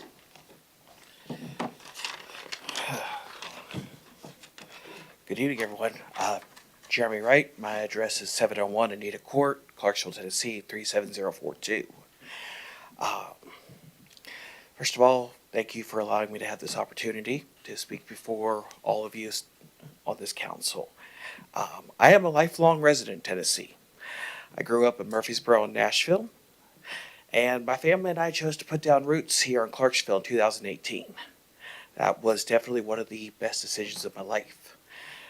My wife, Jasmine, and I are raising our son here. He turned 4 a couple months ago, so definitely seeing the dividends pay off. I am here tonight because I believe that Ward 2 deserves a representative who is both invested in the community and has the ability to be mindful both physically and about the community, especially with this high growth period. I spent a lot of my career in positions that require a lot of knowledge and a lot of coalition building, a lot of bringing together parties with differing opinions. I do hold an MBA, and I'm currently finishing up a master's in education that should be completed hopefully by the summer semester. Fingers crossed that the class is available. Right now I do work at National State Community College in the financial aid department. So I do deal with the hard reality of economics and fiscal awareness every day. My main job is to help guide students and parents and families through a lot of these complex funding systems. I have to be a proponent for the student. I have to be able to help guide them into stretching every available dollar to ensure that it's used appropriately and in the best manner. I hope that I have the opportunity to bring that mindset here. We have to be good stewards of taxpayer money. We have to be disciplined enough to ensure that, we never get so far ahead that we mortgage our future just to pay for today. But it's ultimately about the neighborhoods. I'm not new to government work. I spent the last 2 years serving as the chair of the After Hours Establishment Board here in Clarksville. I was appointed to the State Interagency Coordinating Council with the Department of Disability and Aging through the state. That's something that I consider very near and dear to me. Living in Ward 2 for these last 6 years, I've seen a lot of growth and a lot of change, and things that I never thought would be an issue are an issue. But I've also seen the progress, and if appointed, my priority would be to ensure that the progress continues. Ultimately, I want to take a second and just acknowledge the legacy of this seat. Deanna served this ward for the majority of the last 15 years. And the impact she had is going to be felt long, long after this vacancy is filled. And it is my hope that whoever is appointed continues that level of commitment and that attention to detail that she brought. And I'm not looking really for a spotlight. I'm just looking to serve. And I want to offer this council somebody that is invested in the safety and stability of the community now and going forward. So I do, again, appreciate this opportunity to speak. Thank you, Mr. Wright. Councilman Smith, you're recognized. Thank you, Mayor. Thank you for coming forth and for your words, telling us a little bit about you. What would you do new in your community? Since you seem to think everything is good, what do you think it needs? What's new? What can you bring forth new, not use somebody else's ideas? What would be your creative way of thinking to do something even better? I definitely think there's opportunities for improvement, especially when it comes to some of the more forgotten parts of infrastructure, especially when it looks towards CDE, water and sewer. The flooding last year in the ward definitely brought a lot of things that tend to be forgotten at times. So I would definitely be looking to address some of those items. Address the flooding. The flooding in the area. Yes, ma'am. Good deal. Anything else? I definitely would want to make sure that there's attention paid to, as all the other candidates have said, to sidewalks and building out the walking infrastructure. We do have a great bus line that comes to the neighborhood. Mm-hmm. Let's set a walking infrastructure to complement that. Streets, how's your infrastructure other than, for your streets, they pretty good? I grew up in Murfreesboro and Nashville during both of their growth periods, and I could definitely see some of the issues that Clarksville is having, especially when it comes to trying to keep up with just the level of growth. Mm-hmm. Lots that had one home now have 4 homes, but 2 driveways. So it's about making sure that there's still a lot of ingress and egress and that those are balanced. Okay. Okay, I'm gonna ask you the same question. What ways do you see, how would you increase the city budget? What could you do besides grants and federal grants and the same thing I've heard? I want to hear something new. Let your creative mind tell me what you think you can do to increase the city budget without raising taxes. What could you do? I'm definitely going to be looking at going through what we already have, making sure that every dollar is appropriated correctly, and if need be, making sure that the funds are reallocated as needed. Beyond that,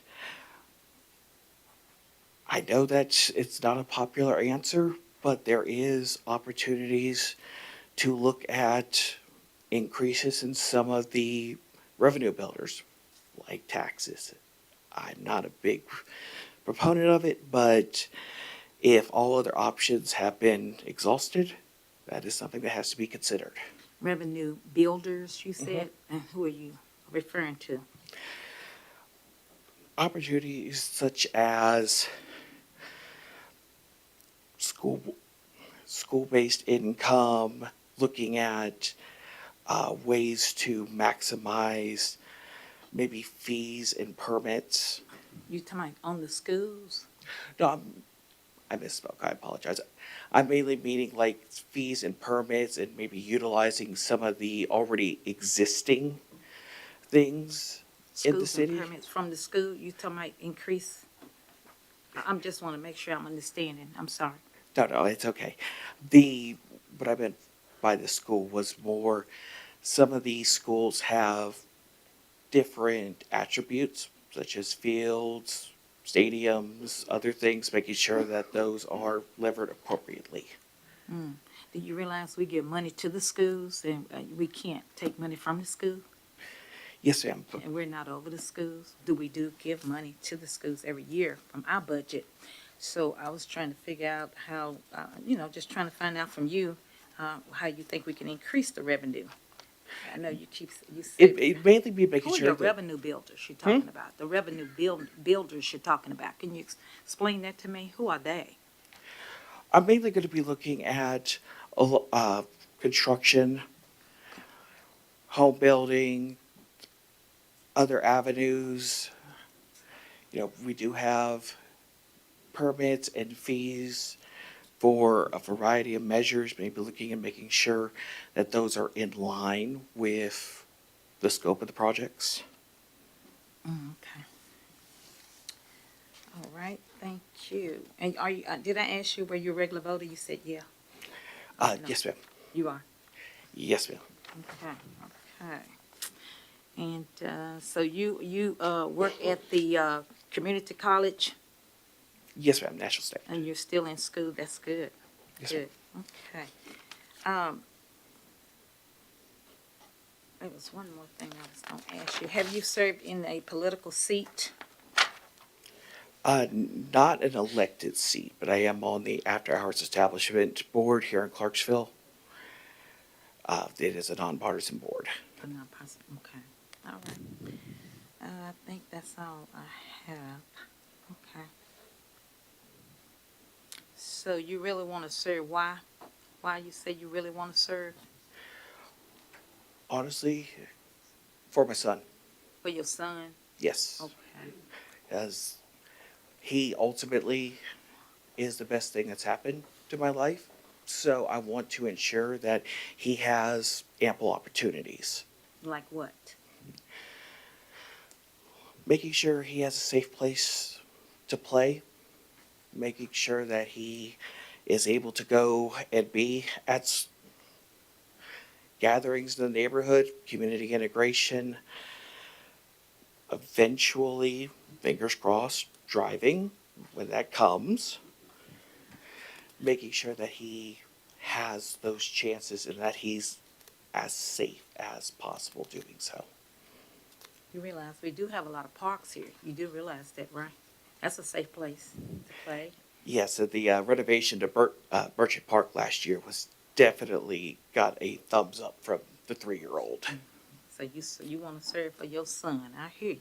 All right. What about your constituents if you were elected?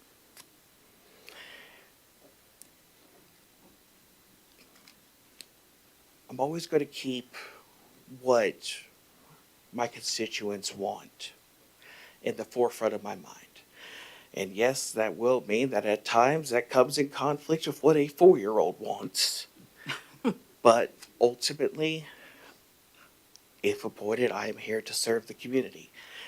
And if the community does not want a statue of Bluey in the park, then we are not going to have a statue of Bluey no matter how many times my son asks me. Mm-hmm. Okay. Well, thank you. Mm-hmm. Councilman Shakina, be recognized. Yes, thank you, Mayor. Thank you, sir. Listening to you, you have a good financial background. That's great. One question regarding the budget, and I know you haven't looked at the budget, so I'm not going to ask you about the particular budget, but are you willing to make cuts to the budget? If needed, yes. Unfortunately, there are times where belt tightening has to occur, and if that is the last resort to look at cutting, then unfortunately, that's what has to be done to ensure that the entire city as a whole continues moving forward. Okay, so you said if needed, but are you willing to recommend and make cuts to the budget if you feel that it's a waste? If I believe it's a waste, I'm going to seek the counsel of those in my community And if they agree that it's also a waste, I have no problem saying that's something that needs to be cut. Okay, thank you. Thank you, Mayor. Councilman Lovato, you're recognized. Thank you, Mayor. Same questions. Thank you for being here, by the way. Have you spoken to Ms. McLaughlin recently to get feedback from the constituents in your ward and what their concerns are? Not on the appointment here. I have had a couple conversations with Deanna in the past, but not on this particular subject. I, however, am a absolute. I love her newsletters, and they're incredibly insightful, and that is something I would look to continue on. You know, just in a way as getting the word out there. Thank you. This role does require a significant amount of time. So realistically, what does your availability look like being a dad and a husband and a student and also working?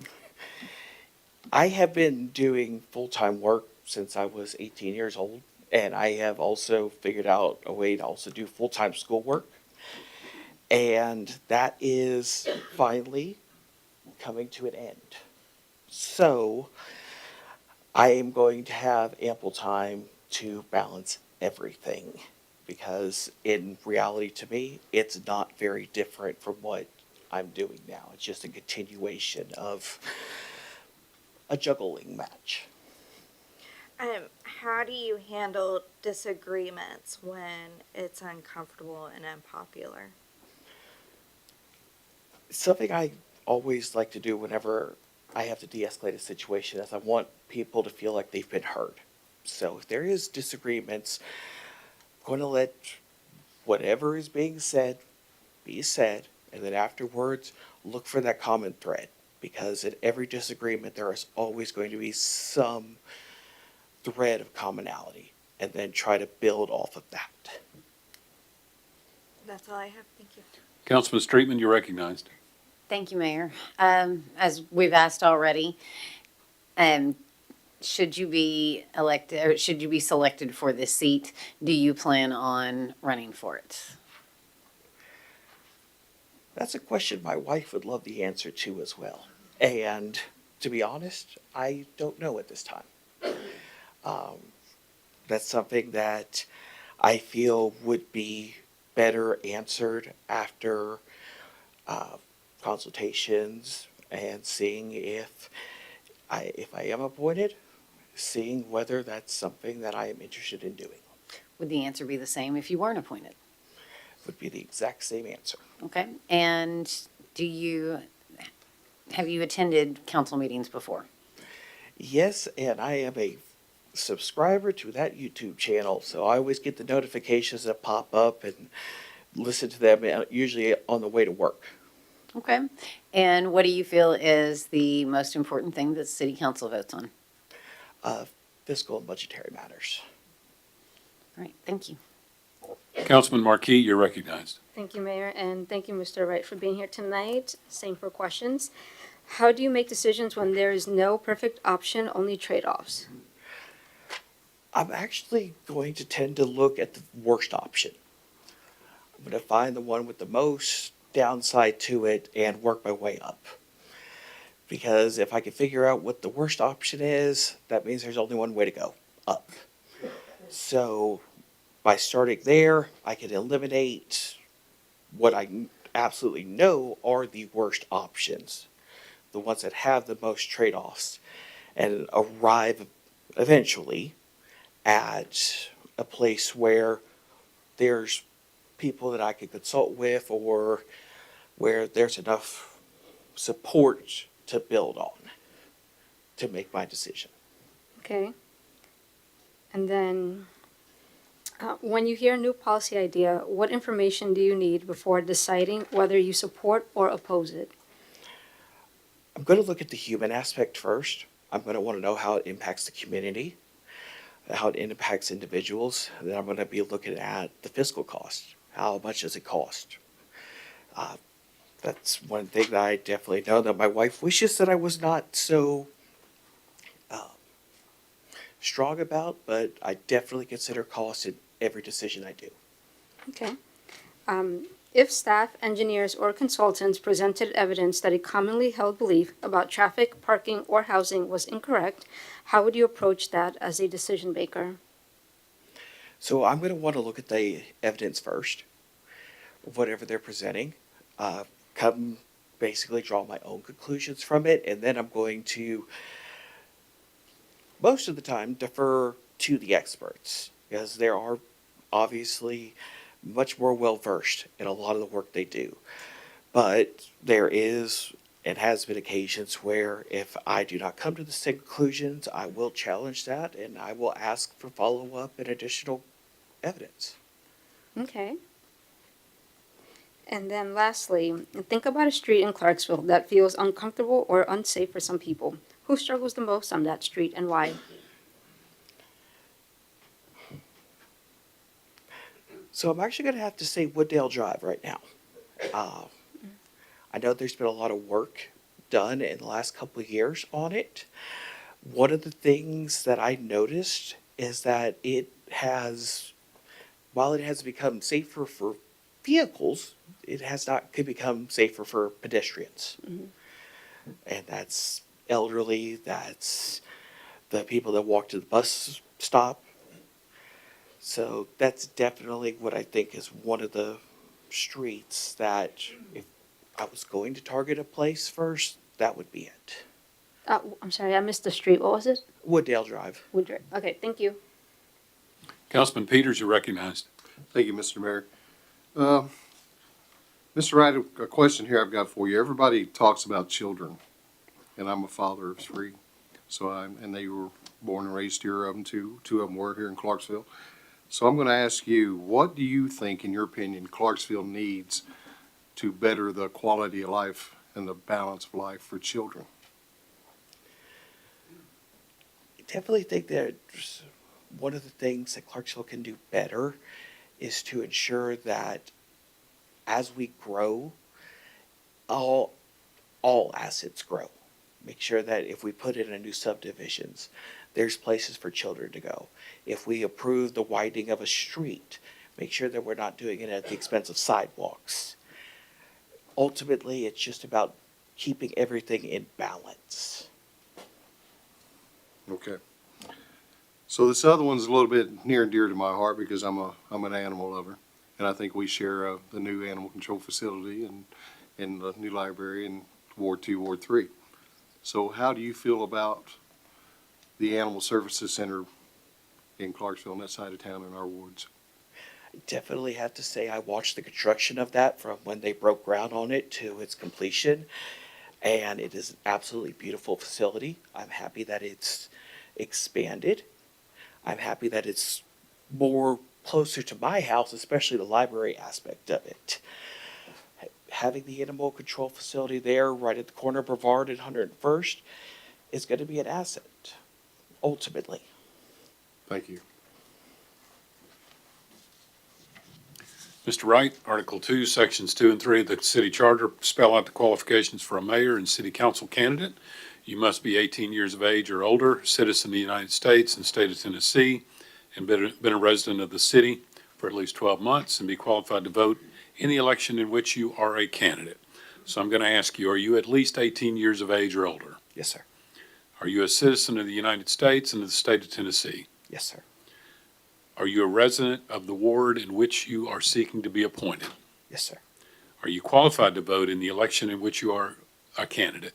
Yes, sir. Have you ever been convicted of a felony? No, sir. There's an old saying, the eyes are the windows to the soul. These days it appears to be social media. If we were to call up your social media accounts on the council floor right now, is there anything in those accounts that may cause the citizens to believe you are biased for or against any particular group, member of the council, or employee of this city? Nothing against the city, sir. Might definitely have some bias towards the Number Blocks YouTube channel. That's something, that's what my son is currently hooked on. Okay, well, thank you very much. Thank you, Mr. Wright. Ms. Shepherd, Deanna Shepherd is next, and Mr. Lopez is on deck. Ms. Shepherd, if you would give us your name, address, and you have 5 minutes. Good evening, Mayor, council members, and members of our Clarksville community. My name is Deanna Shepherd. I live at 101 Leland Drive. I am deeply honored to stand before all of you tonight and respectfully ask for your consideration to be appointed as the next Ward 2 councilman. For over 25 years, I've had the privilege of serving the people of Clarksville through leadership in healthcare, in the community engagement. Professionally, I serve as the Senior Manager of Quality and Value-Based Care for Tennessee Oncology, and previously I was the Practice Administrator at Queen City Women's Health, and I was also the Practice Director at Premier Medical Group for over 11 years. And those roles required collaboration, strategic planning, clear communication, and across departments and stakeholders alike.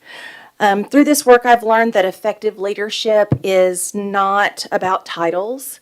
It's about serving people with humility, clear intention, and a commitment to outcomes that improve lives.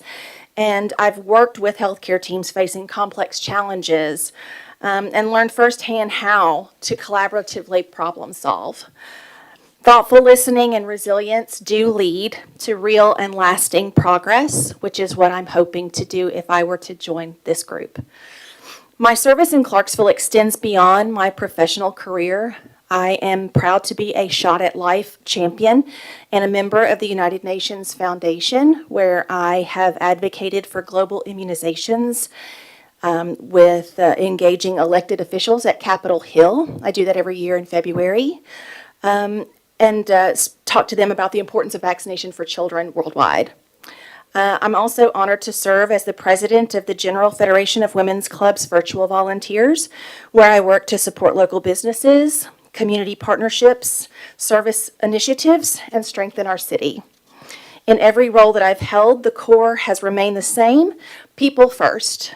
Whether supporting patients and providers, mentoring staff, or standing beside volunteers at community events, I show up and I listen. As Ward 2 councilman, I would bring that same dedication and energy to this council. Growth, development, infrastructure, and safety are critical issues facing Clarksville, but so are trust, communication, and responsiveness. My values as a leader are grounded in accessible representation, collaborative leadership, practical thinking, and clear communication. I understand that a council appointment is not simply a role. It is a trust given by this community and by you, the leaders charged with making decisions for Clarksville. I take that responsibility seriously, and I'm ready to serve with integrity, purpose, and heart. Thank you for your time, your service, and your consideration of me, Deanna Shepherd, for appointment as Ward 2 councilman. Thank you, Councilman Smith. You're recognized. Thank you, Ms. Shepherd, for coming forth. To stand tall, you've done a lot, and that's great. Have you ever been a part of a political group or organization? No, the organizations that I have been a part of are bipartisan. I have had dealings with political organizations where I have spoken at Capitol Hill to representatives, but no, I've never sat in that result. Are you a regular voter? Yes, ma'am. You voted every Yes, ma'am. election? All right, Every chance I get. That's good. Now I need to hear something from you. Okay. What would you do to raise the city budget, to increase it? Okay, so I think first it's important to be fiscally responsible. So I would need to review the budget and see where there was any way to trim, cut right off the top. Second, my idea would be to optimize user fees, specifically at recreation facilities and parking. I think that there's money there that could be gained. I know nobody wants to increase taxes. Sometimes it's necessary. But I think that a great way is economic development. I think bringing more companies to the industrial park is always beneficial. Okay. Bringing companies in is always beneficial. What type of companies is so beneficial that would make us make so much money? Well, How? We're doing great with Hankook. Hankook. We are, Yeah, and LG, yeah. and they already here. So We need what- more just like them. Like who, for example? Well, I don't know. I mean, I You would don't have to know, look you into just- that, yeah. okay. I don't have any specifics. Okay, no specifics, but you'll look into that, wouldn't you, if you were elected? Oh, yes, ma'am. What's the hardest decision you have had to make in, I'm talking about in community, just working, if, you know, you worked in the community, I believe, for a little bit, and, what hardest decision you have made to be fair? In situations when you thought, well, maybe this is not right, we should vote in favor of a certain group. What is the hardest decision you have made to be fair? Give me an example. It's not hard to be fair. Being fair is being fair. How? Well, I mean, I vote with my conscience, and I vote for what I believe in and what I stand for, what my values are. Give me an example, please. For example, you said it's not hard to be fair. Give me an example, please. Where you had to make the decision to be fair. Give me an example of what you have experienced, your illicit actions. Okay, I don't think I understand the question. Could you be more specific? Yes. Your illicit action is what you have done, what you have experienced. Show me, give me an example how you have done that. You know, what did you do? What action did you take? Who did you help? I help the homeless. I have volunteered for YAPAC. No, I said, let me ask the question again. Sure. Give me an example Yeah. of a hard decision and, that you had to make something fair. What did you do? What did you say? What were your actions? How did you stand? So in leadership, in most of the roles that I've held, there's always hard decisions. And a lot of times it comes down to whether or not we're going to spend money on a certain item or whether or not we're going to let someone go. Those are always difficult. But to be fair is to be just. And when I say be just, I mean you take everything into consideration and the punishment fits the crime. That's vague, but that's, I get you. I hear you. That's a vague answer, but that's, I get you. But, okay, we'll move on. In Ward 2, what do you see is needed in that ward? And I want to hear your creative thoughts, not based upon what somebody else has done, or I want to hear your creative thoughts. So are you asking me what are the issues that I've seen? I don't have creative I'm thoughts saying- on how to fix them. The issues that I've seen are pretty much similar to what everyone else has noticed, which is the lack of street lights, the lack of crosswalks, lots of potholes, and sidewalks. Potholes and sidewalks. Okay. What do you like about your community? I love everything about it. I've grown up in North Clarksville. Like what? You say you like everything about it. Give me an example. What you like? I like the familiarity. I like the feeling of home. I like having Northwest High School right down the road. I like having New Providence right there. I went to school at both of those schools. I like that my family has grown up in this community. I like that my granddaughter is in this community. Okay. So when you was on Capitol Hill, you said you engaged with politicians on Capitol Hill. Why were you there to engage for what? What were you asking for? Or speaking about? So we were looking for federal funds for Gavi, which would pay for vaccines for children. Okay. Do you think the city have enough things going on in the city for children? Do you think we have enough to keep them busy? I think we could use some after-school programs. Like what? I know that there are already some at the rec centers and that are being paid for through like YMCA programs, but I definitely think some after-school programs specifically at the school other than clubs could be beneficial.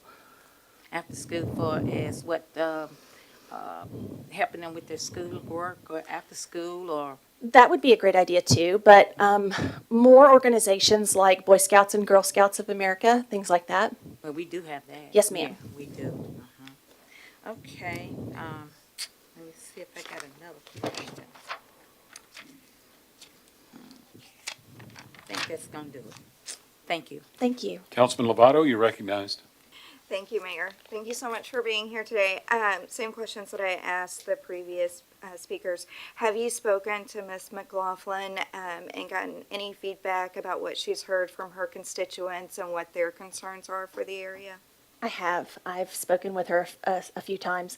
We actually met in person to discuss it. Yes. What did she tell you the biggest concerns were from the constituents? She didn't tell me specifically about one issue. She just told me a general overview about what most of the constituents contact her about. This role does require a significant amount of time, even outside of this meeting room, and you've got a lot going on. So realistically, do you have the capacity for this, and what's the plan to get up to speed quickly? Yeah. So the plan to get up to speed quickly would be lots of studying in the evening, that's for sure. And do I have time? I'm going to say that the busiest people are typically the most organized, and I know how to prioritize. Okay, thank you. How do you handle disagreements, whether it be on the council or department head or constituents? How are you going to handle those disagreements when it's uncomfortable and unpopular? Yeah. Lots of things are uncomfortable and unpopular. I think with respect, that's the only way to handle it. I think there's always going to be disagreements. So that's what makes this group of people able to take care of the community. Okay, last question. Have you ever changed your position on an issue after learning more, and how did you communicate your change of opinion? Yes. If there is someone that is an expert in their field, I work in healthcare, so if there's someone specific in a specific role and they know more than I do about that, they are definitely going to change my mind about a subject.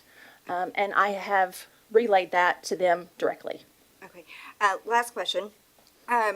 You brought up experts in the field. Who do you consider the experts in the field when it comes to city government? Yeah, so it would actually be the people that do the work day to day, day in and day out. I think it's important that the department heads are giving us reports, but I think those actual folks that are in the field doing the job are the experts. Thank you. That's all. Councilman Shekinah, you're recognized. Yes, thank you, Mayor. Thank you, ma'am. I have a different question for you than from the rest of the candidates that I've spoken to. You mentioned parking fees, raising parking fees.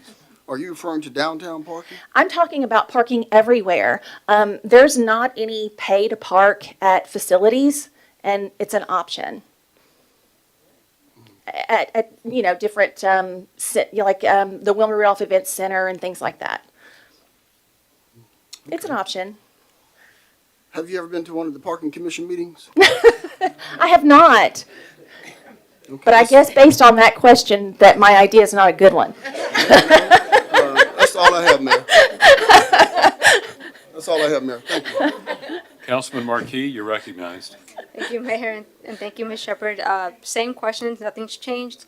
How do you make decisions when there is no perfect option, only trade-offs?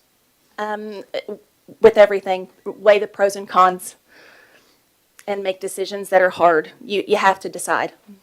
Okay. And then, when you hear a new policy idea, what information do you need before deciding whether you support or oppose it?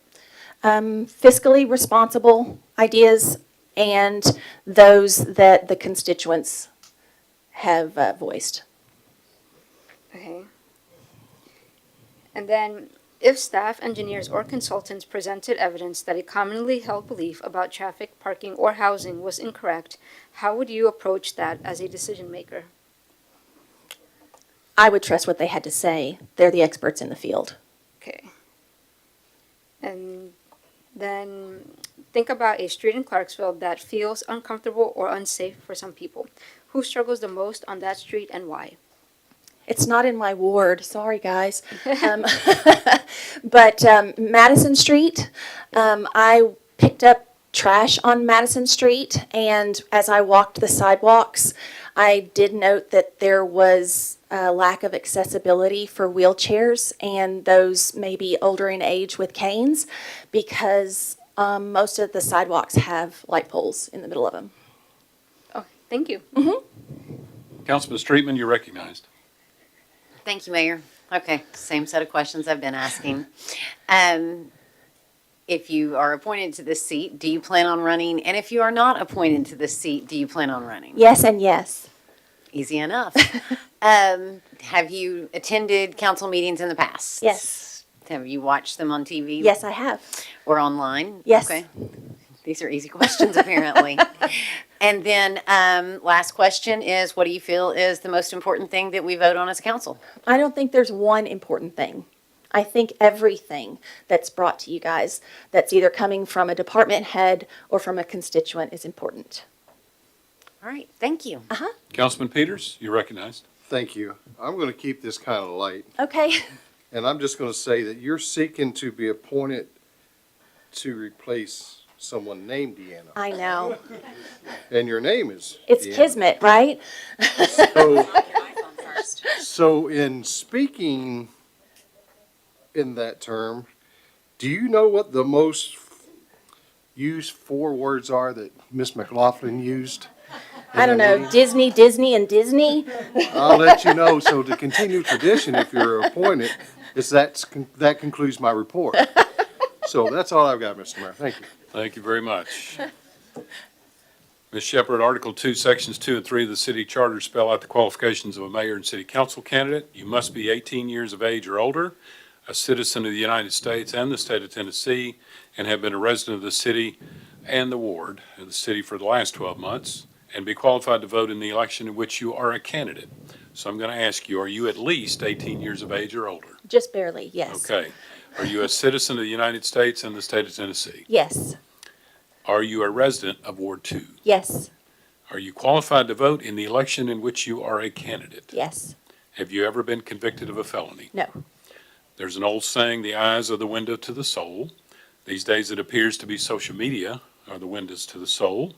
If we were to call up your social media accounts on the council floor right now, is there anything in those accounts that may cause the citizens to believe you are biased for or against any particular group, member of the council, or employee of the city? No, sir. Okay. Thank you very much. Thank you. Mr. Lopez, AC Lopez, you're next. And Mr. Lloyd, you're on deck. You have 5 minutes. Give us your name and address, please. Okay, my government name is Ascension Lopez Jr. I live at 578 Joshua Drive.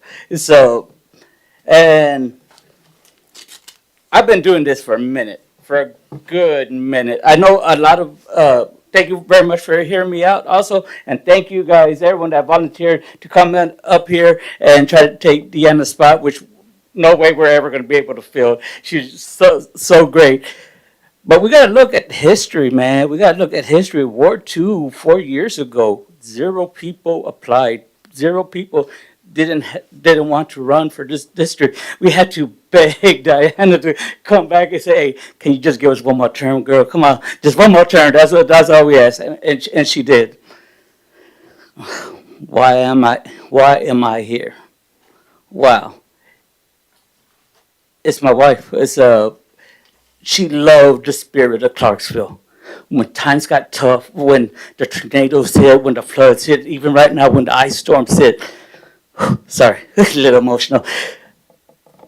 She loved the people that stepped up and did something about it. And I'm not trying to toot my own horn.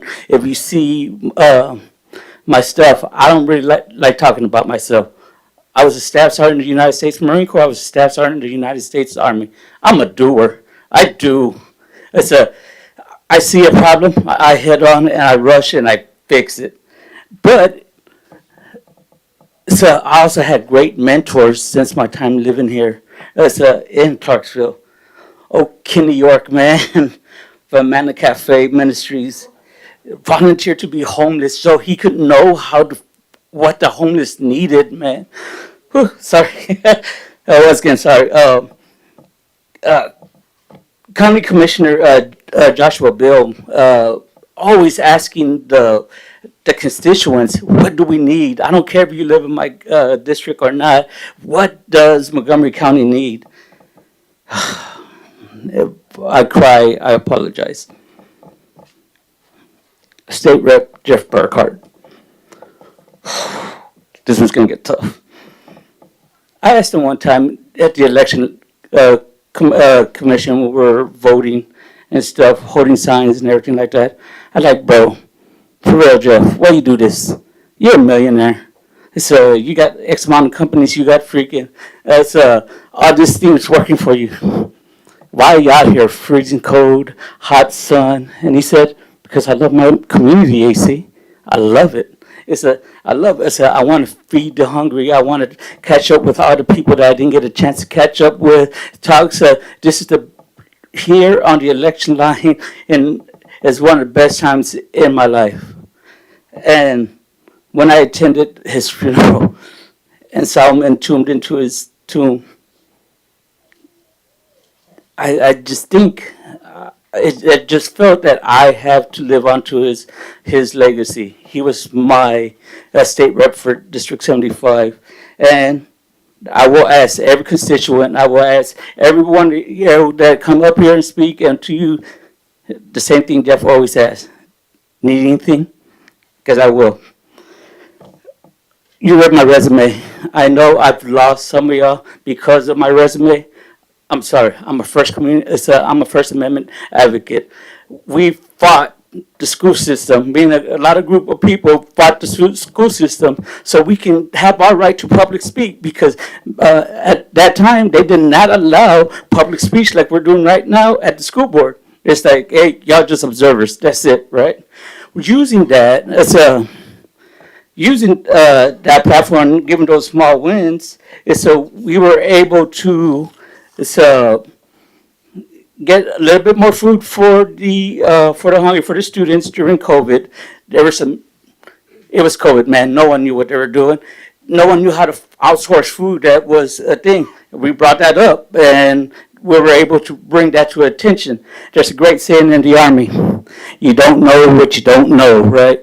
So it's very important for us to come up here and allow y'all and talk to y'all and tell y'all, hey, let's think about this. And this is why I think that anybody that comes up here to speak to us they're scared.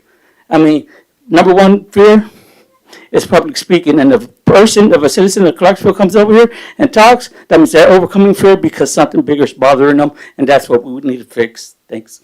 Thank you, Mr. Lopez. Councilman Lovato, you're recognized. Thank you, Mayor. Thank you so much for coming and speaking with us. Have you spoken to Ms. McLaughlin about the issues and what she hears from the constituents? So I have, but I also speak with my constituents myself. It's as a neighbor, as a churchgoer, and everything like that. We come as a community and we talk about, hey, what's going on down the drive? Hey, why is Joshua still flooded and stuff like that? So yes, she is a representative, but we're also a community ourselves. We're not just looking at the leader, so we communicate ourselves too. So what are the top two concerns of Ward 2? Okay, so there's some debate on that. I love it because there is debate on that. I feel is Donner Drive. Now we need some sidewalks. We need freaking something, because we got speeders right there. So what happens is we're going down Shelton Drive, right? So people have to go to work and they're walking, and when it was cold, we're slipping on the ice because Donner didn't even get done to about 4 days after the snowstorm. Shelton Drive didn't even get at least a week, and mine was Monday when I went to the county commission meeting. So we're not on the highest end of the list. So some of us are saying, hey, I know we live on the fringe of the county and the fringe of the city, but give us some love. There is a problem, though. I will speak with, to answer Joe's question, is our problem is in Ward 2, we got 2 state roads, right? So we can't really do anything. We got Dover Road, right, State Road, and then Fort Campbell Boulevard, kind of in a triangle, and then we got the 101 division right there. It's like a funny square triangle, whatever that. So who was the one with the math kid? They probably trapezoid or something. And I think that is why it's so hard to get us funded in Ward 2, because a lot of it is owned by the state. This role requires a significant amount of time. what does your availability realistically? I've been doing it already. Y'all know I have at least 100 city council, county commission, school board meetings under my belt at the very least. I am retired, so I ain't got nothing else better to do, except to make sure that the people of Clarksville, the people of Montgomery County, and the students of the school board get the right to have their voices heard. I got all the time in the world, and like I said, I've already been doing it, Ms. Councilman. Would you say you're a good listener? What's that? I said, would you say you're a good listener? Oh, heck yeah. Oh, yeah? Oh, yeah. How do you handle disagreements when it's uncomfortable or unpopular? Holy Bible. It says there is a such thing. It's not going to be a very popular answer, so I'm very going to forgive me. There's such thing as righteous indignation. I mean, that it means that you're right beyond right, and sometimes you have to fight to be right. I mean, Clarksville, we are historically talking about a lot of civil rights leaders that came from here, right? And that's what they did back then when Clarksville wasn't giving them a shot. When Clarksville wasn't, getting into, they fought because they were right and they knew what to be right. Now the true trick is to find out what battles are worth fighting and ones are not. And that would depend on the person that's fighting you. That's all I have. Thank you, Mayor. Councilman Smith, you're recognized. Thank you, Mayor. Thank you, Sarge, for coming forth. I've seen you a few times. Thank you. You're always back, and I see you do a lot of volunteering at these different homeless shelters and urban ministries and things like that. And that's Love their pancake breakfasts. Well, so good. my question to you, you say you love Clarksville. I do. I know you do. What would you do different to make Clarksville a better place to live? I mean, real talk, and this is probably not going to win me any votes here. Clarksville pretty good as it is. The problem is that the constituents of the citizens of Clarksville are not taking advantage of everything that we got. I mean, they don't want to do no floater plunge. They don't want to go on the raceway. They don't want to use the trails. I mean, they don't want to go golfing. So we got great golf. I mean, we see it because they're not spending the money to do it. So I would think it's maybe just get the citizens more hyped up, more activated, to like use our things. We're spending money. We want to do this for you. Let's do it. So you think we're not marketing enough to let people know what we got going on? We need to put out more information? Is that, I don't want to get in trouble by the marketing people because I might need them later. So I wasn't going to say that, but yes, I feel that there is marketing for the South is different. And I don't believe that we're hitting the right talking points or getting the citizenship more excited enough for what y'all work very hard to provide for the citizens. Okay. Thank you for that. Now, your question is the same as a few others. What way can you increase the city budget? That's a very important question. I love it because we've been raising taxes for how long now? At least 8 years that I know of. It's a thing, and it's real hard to cut because we really need to. Let me say something. Without raising the taxes, what way can you? That's what I said. So I was saying that, first of all, and I've already done this, so we've looked at the budget. What can we cut from the budget? Man, I wish we didn't have to cut out those Ford Mavericks for the city departments. So that would have been very nice for them to have and stuff. But we are looking at revenues that are brand new revenue streams that we need. And who is the most beneficial people that are here in Clarksville? I believe it's the builders. So builders fees would be a thing. I'm a very, very proud small business owner. You know what I paid for my small business license? $20. Come on, man. I mean, so maybe raise that to $50. I know some people are going to be like, oh, I don't know if I really want this idea or whatever. But there are. When I ran for mayor, we had this debate. I did say that we have to always look at all the departments and see where waste, fraud, and abuse is coming from. I said, we look at that, we skim it. We skim that, and then we offer brand new ideas to try to equalize it. And things. The other thing is maybe some of the properties that we buy, we have to make sure that we have the intrinsic value to those properties that we buy. So if we want to buy a building for $800,000 and it's worth $1.2 million, that's a smart investment. We can do that because we can have bonds and stuff against that. But if we're buying a piece of property that's $50,000 but it's only worth 10,000, we're actually losing money on buying that. And I know sometimes we have to because of the rezoning and eminent domain and stuff like that. But we got to really, really be careful on what we're buying that we're losing money on. Okay, all right, thank you. Now, what is the hardest decision you had to make? Oh, that's so easy. Come on. So I took a political hit a few years ago, 2 years ago actually. Some of my own backers from my political party did not want to help me in this thing. And I actually came up here a few years ago to talk about the Landon case.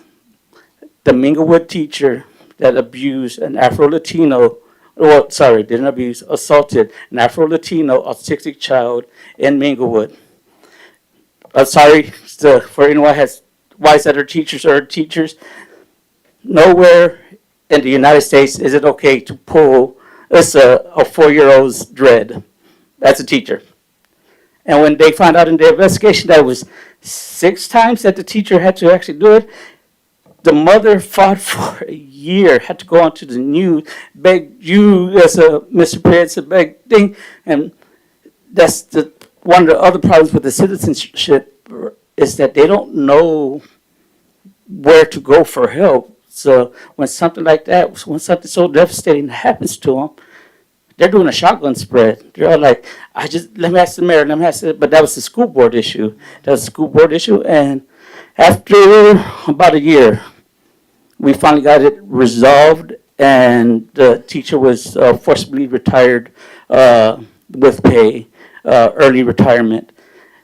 And So what role did you play in this situation? the activism. Activism.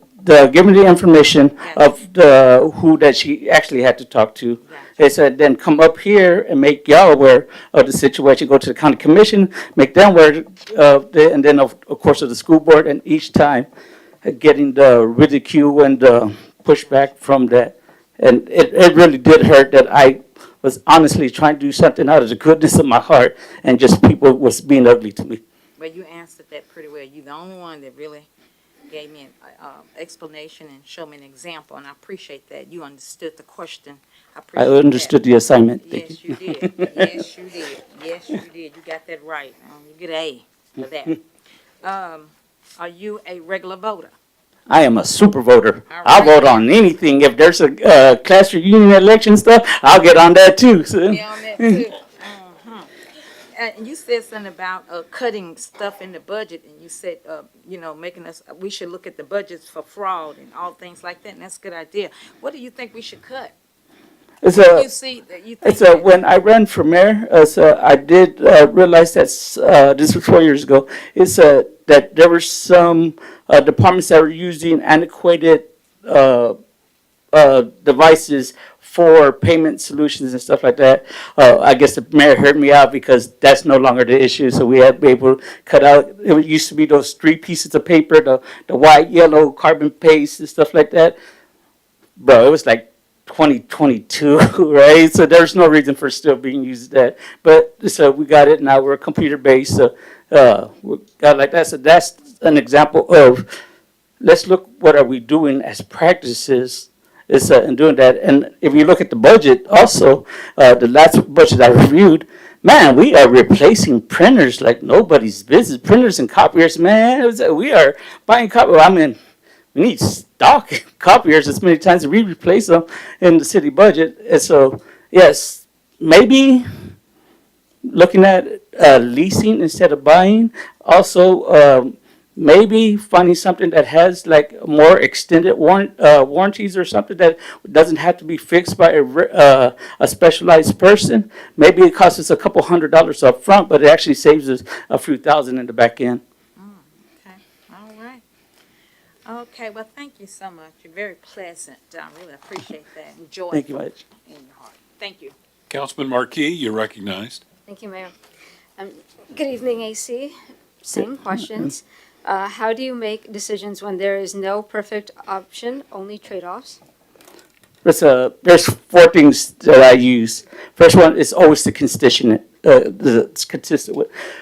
My apologies. I do have a sort of a stutter. I've been blown up a couple of times. I've been concussed.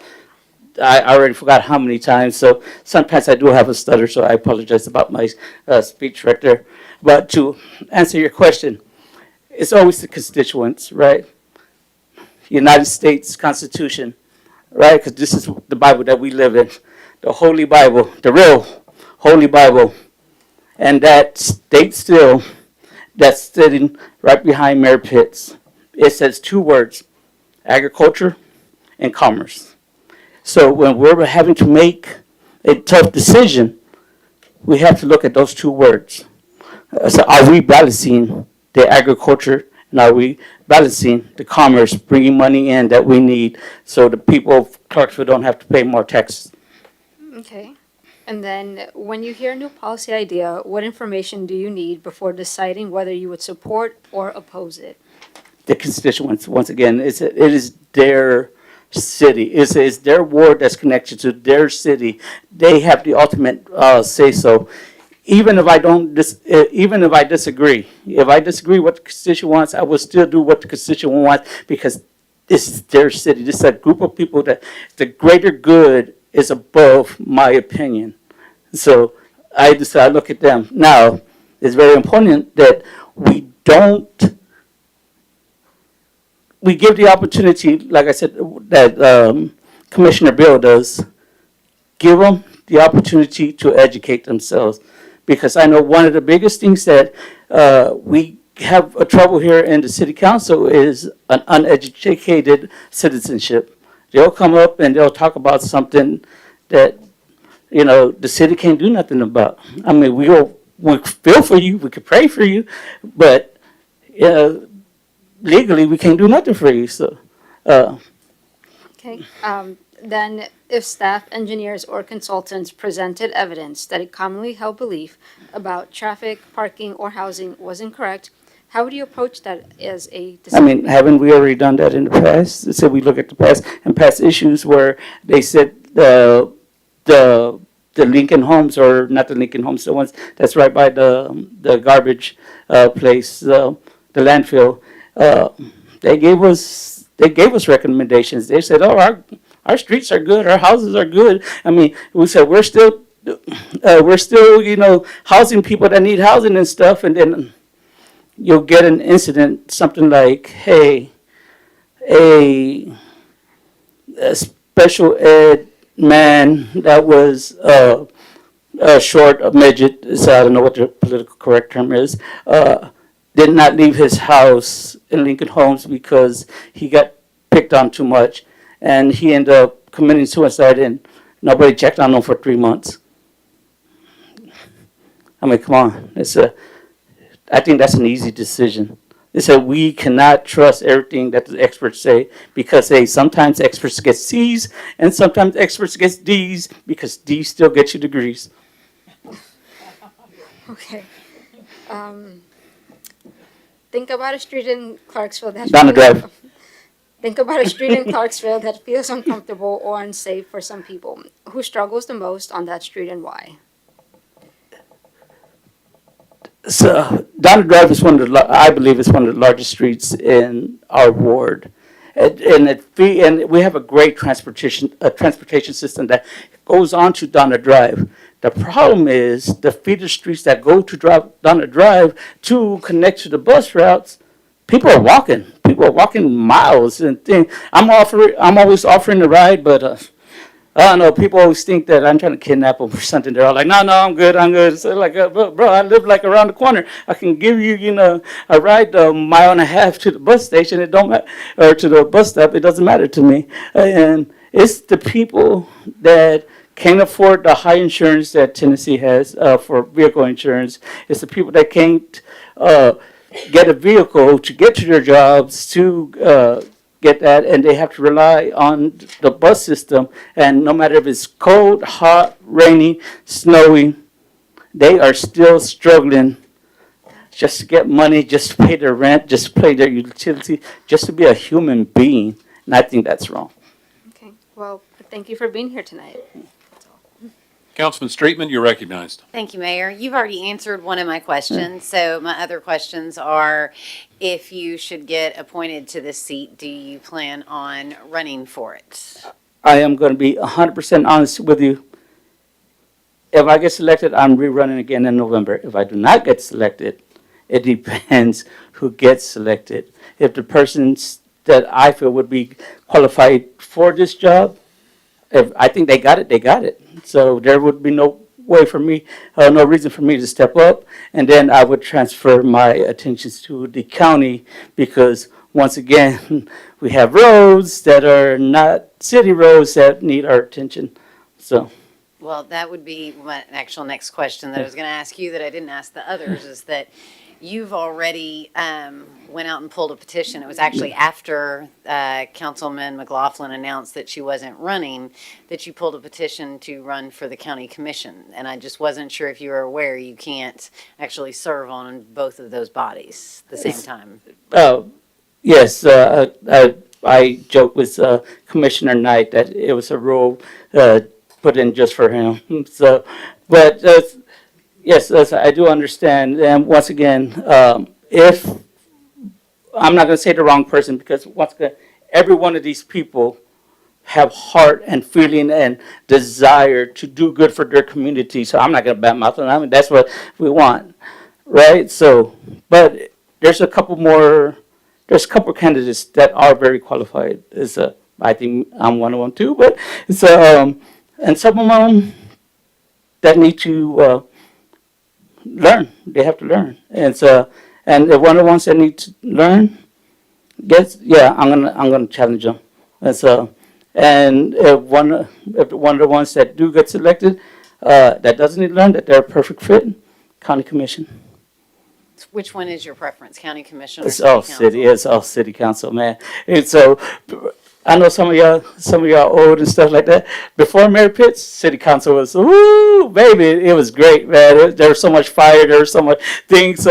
Some of us may not had liked it and stuff, but watching the video, hearing the radio over it, ooh, it was fire, right? So, that's I would prefer city. Not that I'm going to try to do that again, but I think the way the old group of people and the new group of people have worked together in the last few years, the last 2 years, I think y'all on it. I think y'all on something. Y'all got something right. And y'all don't even argue that much, which is kind of boring, but makes the videos a little bit boring. But what do you feel is the most important thing that we vote on?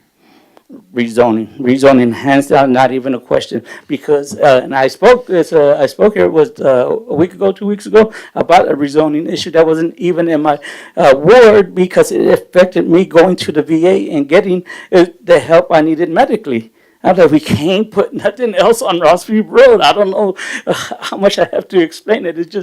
It's tapped. It's tapped, and like I explained the last time, is that when you're putting more people in an area that's not designed for that many roads, for students and stuff like that, rezoning affects everything. It affects how people live, how their institutional right to travel and stuff. It's rezoning is the heart of it's the heart. If we can do it smartly, we can make this city even better than what it is. Okay, thank you. Yeah. Councilman Shekinah, you're recognized. Yes, thank you, Mayor. Thank you, sir, for coming. I have one question for you, and you harped on your constituents, right? You're Yes. all about your constituents. So, and when we're talking about rezoning, and we're talking about proposed rezoning for apartments, and your constituents we're asking you and we're advising you to vote against it, are you always going to vote with your constituents? I would educate the constituents of the pros and cons of it, and I think that's one of the things that Councilman McLaughlin did very, very, very well. It's like I'm making a decision. My name is on the line.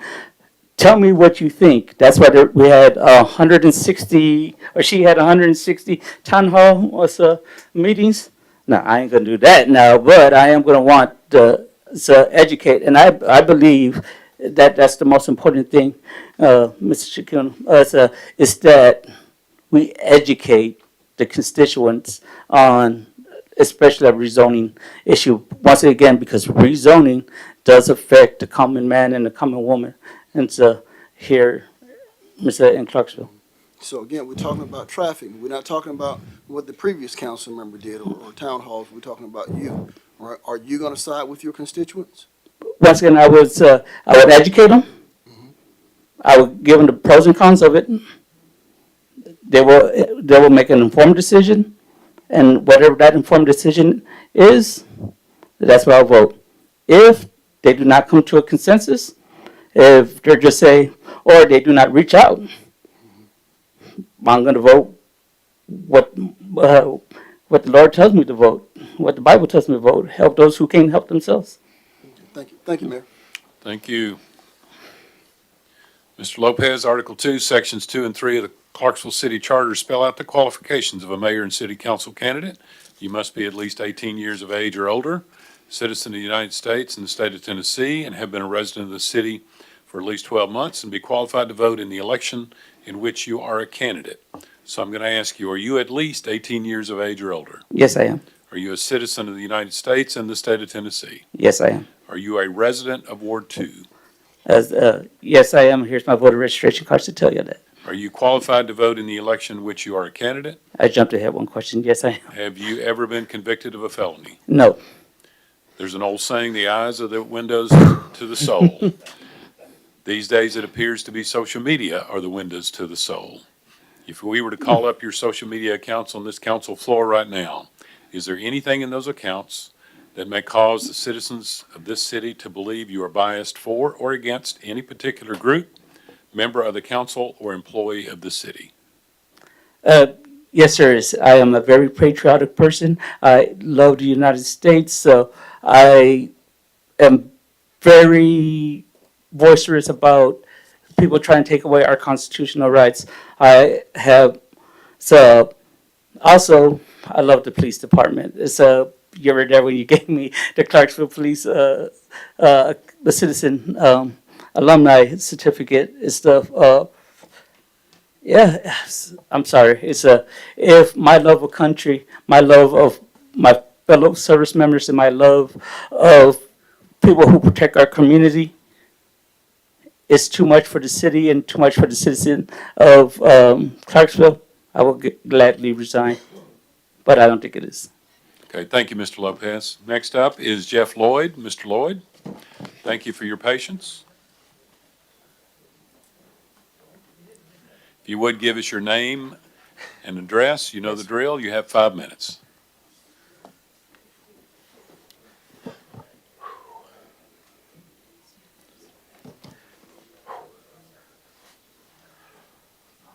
Honorable Mayor, honorable council members, and the citizens of Clarksville. My name is Jeff Lloyd. I live at 577 Waldorf Drive. I've called Clarksville home off and on since 1978. I've attended Ringgold, New Providence, and Northwest High School. I worked my first job at Stokes Field, umpiring. Later went in college, got a Bachelor of Science degree in biology, then proceeding to Northwestern University where I pursued a career in prosthetics and orthotics. I moved back to Clarksville in 2008 to be closer to family because my niece and nephew were growing up without their uncle. I've lived in Ward 2 for the past 10 years, and I've lived in Ward 2 and 3 for nearly half my life. I've watched Clarksville grow into one of the fastest growing cities in Tennessee. Growth brings opportunity, but it also brings responsibility. The responsibility to ensure the progress that serves to all of our citizens. I was born without my leg. As I've gotten older, I've had to rely on a wheelchair to help me get around. Clarksville is home to one of the largest retirees and disabled veterans, as well as many disabled civilians like myself. Yet too often, accessibility is treated as an add-on rather than a priority. Accessibility isn't a special interest. It's a common planning or community planning done right. If given the opportunity to serve, I would advocate for thoughtful inclusion development, especially ensuring our parks and greenways are fully ADA compliant. It means creating outdoor fitness areas that are usable by our residents in wheelchairs, and it means not allowing projects such as our wonderful F&M Bank Arena to be built with accessibility at its bare minimum. We are investing in recreation and infrastructure across this city. Let's ensure those investments reflect the needs of our veterans, our seniors, our disabled residents, and our growing families, not as an afterthought, but by design. My life has been defined by perseverance and service. Despite being born without my leg, I became Montgomery County's first ever state champion in wrestling, later becoming a wrestling All-American and the first collegiate All-American ever in U.S. history. Was honored and been inducted into the Tennessee Wrestling Hall of Fame. Today, I help lead adaptive athletic programs, including founding the Nashville Sledpreds, which I'm very proud of, and has grown to be one of the largest adaptive hockey programs in the country, servicing not only Nashville, Clarksville, Southern Kentucky, and Middle Tennessee. I have firsthand know when you remove those barriers, people thrive. Clarksville has always been a city of resilience, grit, and heart. I believe we can lead the state in inclusive planning and recreation. I believe the Clarksville Parks and Recreation facilities throughout growth and our disabled community in mind. I believe our veterans and disabled residents deserve a seat at this table when decisions are made for our community. I am ready to serve with collaboration, respect, and commitment to making Clarksville more accessible, more connected, and stronger for everyone. Thank you for your time and your service to our community. Thank you, Mr. Lloyd. Councilman Shekina, be recognized. Yes, thank you, Mayor. Thank you, sir, for that presentation. You mentioned a lot about accessibility, and that's great. You mentioned our parks. We have done some leaps and bounds over the past 18 months in some of our parks for accessibility. So that's good that you mentioned that. And I just encourage you to go and check some of those out. Yes, sir. Even Swan Lake. Beyond the arena, because you mentioned the arena also, beyond the arena, when you look at the city, and you've lived in the city for a long time, and you've been dealing with this challenge for a long time, what are some of the areas that you want to champion through ordinances regarding accessibility? I think one thing that would be, as well as the F&M Bank Arena, I know one of the other candidates had brought up the Madison Street issue and the sidewalks on Madison Street.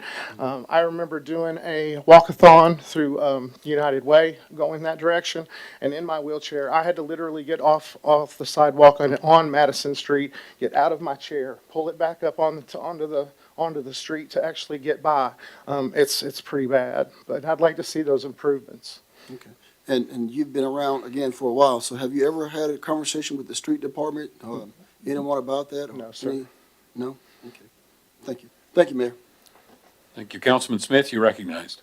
Thank you, Mayor. Thank you, Mr. Lloyd, for coming forth to represent the ward that Pull your your mic candidate is. closer. Oh, is it on? It's on, but just pull it closer. Okay, yeah, no, that's what it was. It's on now. It's on, thank you. Okay, thank you once again. Thank you, for ma'am. coming forth. What would you like to see happen in Ward 2 for accessibility for you? or in Yes, other ma'am. I think one of the biggest issues in Ward 2 is the flooding. I live off Kirby Drive, and I've witnessed myself that area flood the past 2 years, as well as the end of Alberta Drive, where a lot of flooding has also happened. Many homes have been flooded. I think I would like to present a plan to maybe bring a greenway into the mix to go along what I'm calling Kirby Creek. It would connect the sidewalk being developed at Lafayette and all the way to Madison Street, and maybe even working with Ward 4 in redoing and helping with the Meadowbrook Basin area that helps collect all that water for the area. Okay, so is there accessibility for you in your ward? Yes, ma'am. Mrs. McLaughlin has done a great job putting sidewalks all through our neighborhood. Absolutely. It's good, it's ADA compliance on ADA? Yes, ma'am. All those sidewalks are ADA compliant. I've been on all of them, and all of them fit the That's a standard. good thing. Yes, That's ma'am. good. Okay, now, I'm gonna ask you a couple of questions. I've asked the other ones, and one of my biggest question is, and concern is, how can we increase the city budget without grants? I don't talk about grants, because we have Yes, to ma'am. match most of the grants. And raising taxes, those two things I don't wanna hear. Yes, But ma'am, what I understand. creative ideas do you have, sir? I am very new to the political aspect of the city. I did look this up whenever you had mentioned it to some other candidates, and I wanted to try to bring in some different ideas, like attracting some different businesses. I know that was been mentioned with some of the big facilities going in, such as Google, LG, and some of the other big facilities like Hancock. I'd like to also promote more tourism. Clarksville's one of the biggest cities in Clarksville, and I'd like to try to make that better for the community. It's not only for our citizens, but for our disabled citizens as well. So you want to attract more tourism, what would that look like?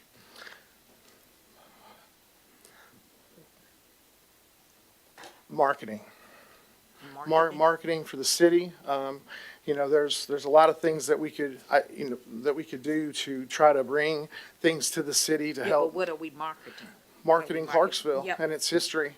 Okay, the history? Yeah, Okay. we have a great tobacco history here. The river has been from all the way from Mid Rivers Mall to Port Royal has been dredged back in the 30s and 40s for that tobacco to come down. I'd like to see that become a blueway and more accessible. We could maybe even take a road all the way, or a trail all the way, greenway all the way to Port Royal if we could. I think some of those things would bring in some other revenues and some other people to the community. So you said charge the people to walk the No, greenway? ma'am, not charging I mean, anyone, just so- bringing in and doing more for the community so that it brings in more people to have things to do. To look at, okay, I see what you're saying. Councilman Smith, can I interrupt you just a moment? Would you like a chair or a stool or something? I'm okay. You okay? Yes, sir, I'm okay. Standing is difficult, but it's Councilman okay. Streetman is going to get She's you. great. At least lean on it. Thank you very much. I will sit on it. And it's even my height, our height.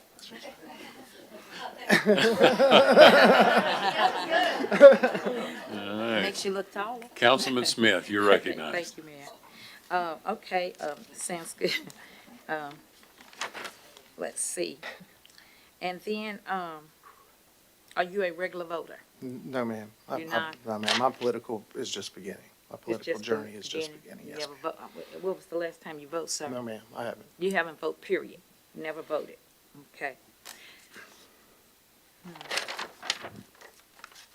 Okay, what would you do different in for Clarksville to make it a better place to live? What would you do different to bring in tourists and stuff? What would you do? I really feel like the development of all the parks and helping with the disabled veterans and doing more for the community to have more things for the community to do. I think that's the biggest thing, with the different parks. I just feel like it would bring people in because people would have that access and have things to do for it. Okay. All right. You ever been, served in a political arena, party? No, ma'am, not at all. Never? Okay. You volunteered here anywhere in the city? Yes, ma'am. I help run my disabled hockey program in Nashville. We do that weekly. We also have a $250,000 budget where we travel all over, and we have 4 different teams. We have a kids team and 2 adult programs, as well as an elite program. And so, with those, it takes up a lot of my time. Okay. So, if you was elected to this seat, how would you communicate with your constituents? In every way possible. Like what? Give me an I feel example. like Facebook, emails, town halls. I'm very. I like to get out and be in my ward. I feel like just getting out and meeting the people, shaking their hands and talking with them is definitely the best way, even with a phone call, just being more personable with those people. Good, okay. You said that there was flooding in Ward 2. What would you do to take care of that issue? Ma'am, I think that gully needs to be cleaned out. I actually drove by it today, over on the other side in Ward 4 area, where Meadowbrook and Concord goes over the road and where all that water is flowed into. That area I've seen a car in there today, a lot of dead trees, What a street lot is of this on, sir? Meadowbrook. Meadowbrook, okay. I think Meadowbrook, you said that, I've heard this called Meadowbrook Basin. It's directly across on the west side of Concord, first left. And you said you would do what to fix it? I'm sorry. Ma'am, I feel like it just needs to be cleaned and dug out. Clean and dug out? Yes, ma'am. It just needs some maintenance. I would even love to see a park there. If we built a trail or some sort of walkway or pathway, greenway of some kind, all those things could be flooded and whenever we do have those situations, but it could be used by the community so much to have You saying put a park in there where the flood is? Is that what and you're I think saying? that'd be a great idea. Oh. Because it would keep the area clean. It would very well allow the community to keep it clean. It'd be a new area for people in Clarksville to go to, exercise, or we could even, there's a lot of things to do. In the flooded area? Ma'am, it's not flooded all the time. It's just an area where all the water collects. Yeah, but it could flood again. It could flood though. at any Yeah. time, but it would always go away through the sinkhole in the basin though. How do you think the infrastructure is in this city? You think the infrastructure is good? What is Well, your ma'am, thoughts? I feel like the infrastructure could always use some work because our traffic is really bad in some certain areas, especially in different Wilma Rudolph and the other side of town. Those areas, I feel like those infrastructures could be fixed and a little bit worked on. I feel like growth is great, but it all needs to be done in moderation so that we can. How can we fix these infrastructure problems where the traffic is always jammed? Ma'am, I think the implementation of turning lanes would really help a lot in a lot of You, areas. you don't think that we need some ramps around the city, bypasses, anything like that? Sure, to go I around? would love to see a lot of bypasses and connector roads. The connector road that was just completed at Exit 4 in Wilma Rudolph connecting Trenton Road. Wasn't quite sure why that wasn't completed, but it was not. Is there a really go through reason, there yet. thank you for that, is there a reason you never voted before? That concerns me. But you want to run for this seat. Is there a reason you never voted? Ma'am, I've just never had a situation where it came up that I needed to. Yeah, but voting is open Yes, for ma'am. everybody. Okay, thank you. Councilman Lovato, you're recognized. Thank you, Mayor. Thank you so much for being here. Have you spoken to Ms. McLaughlin about the issues in Ward 2 and what her experience is? I did. I spoke with Ms. McLaughlin the day after that she put in and said that she was resigning. I had spoke with her a lot about her different things that she was doing as far as the sidewalks. And, one thing that in North Clarksville that I would like to try to also work on is the beautification of it. In my Kirby Creek kind of area, that whole area is really kind of an eyesore for that area where all that flooding does happen. And I think cleaning it up would really help the area.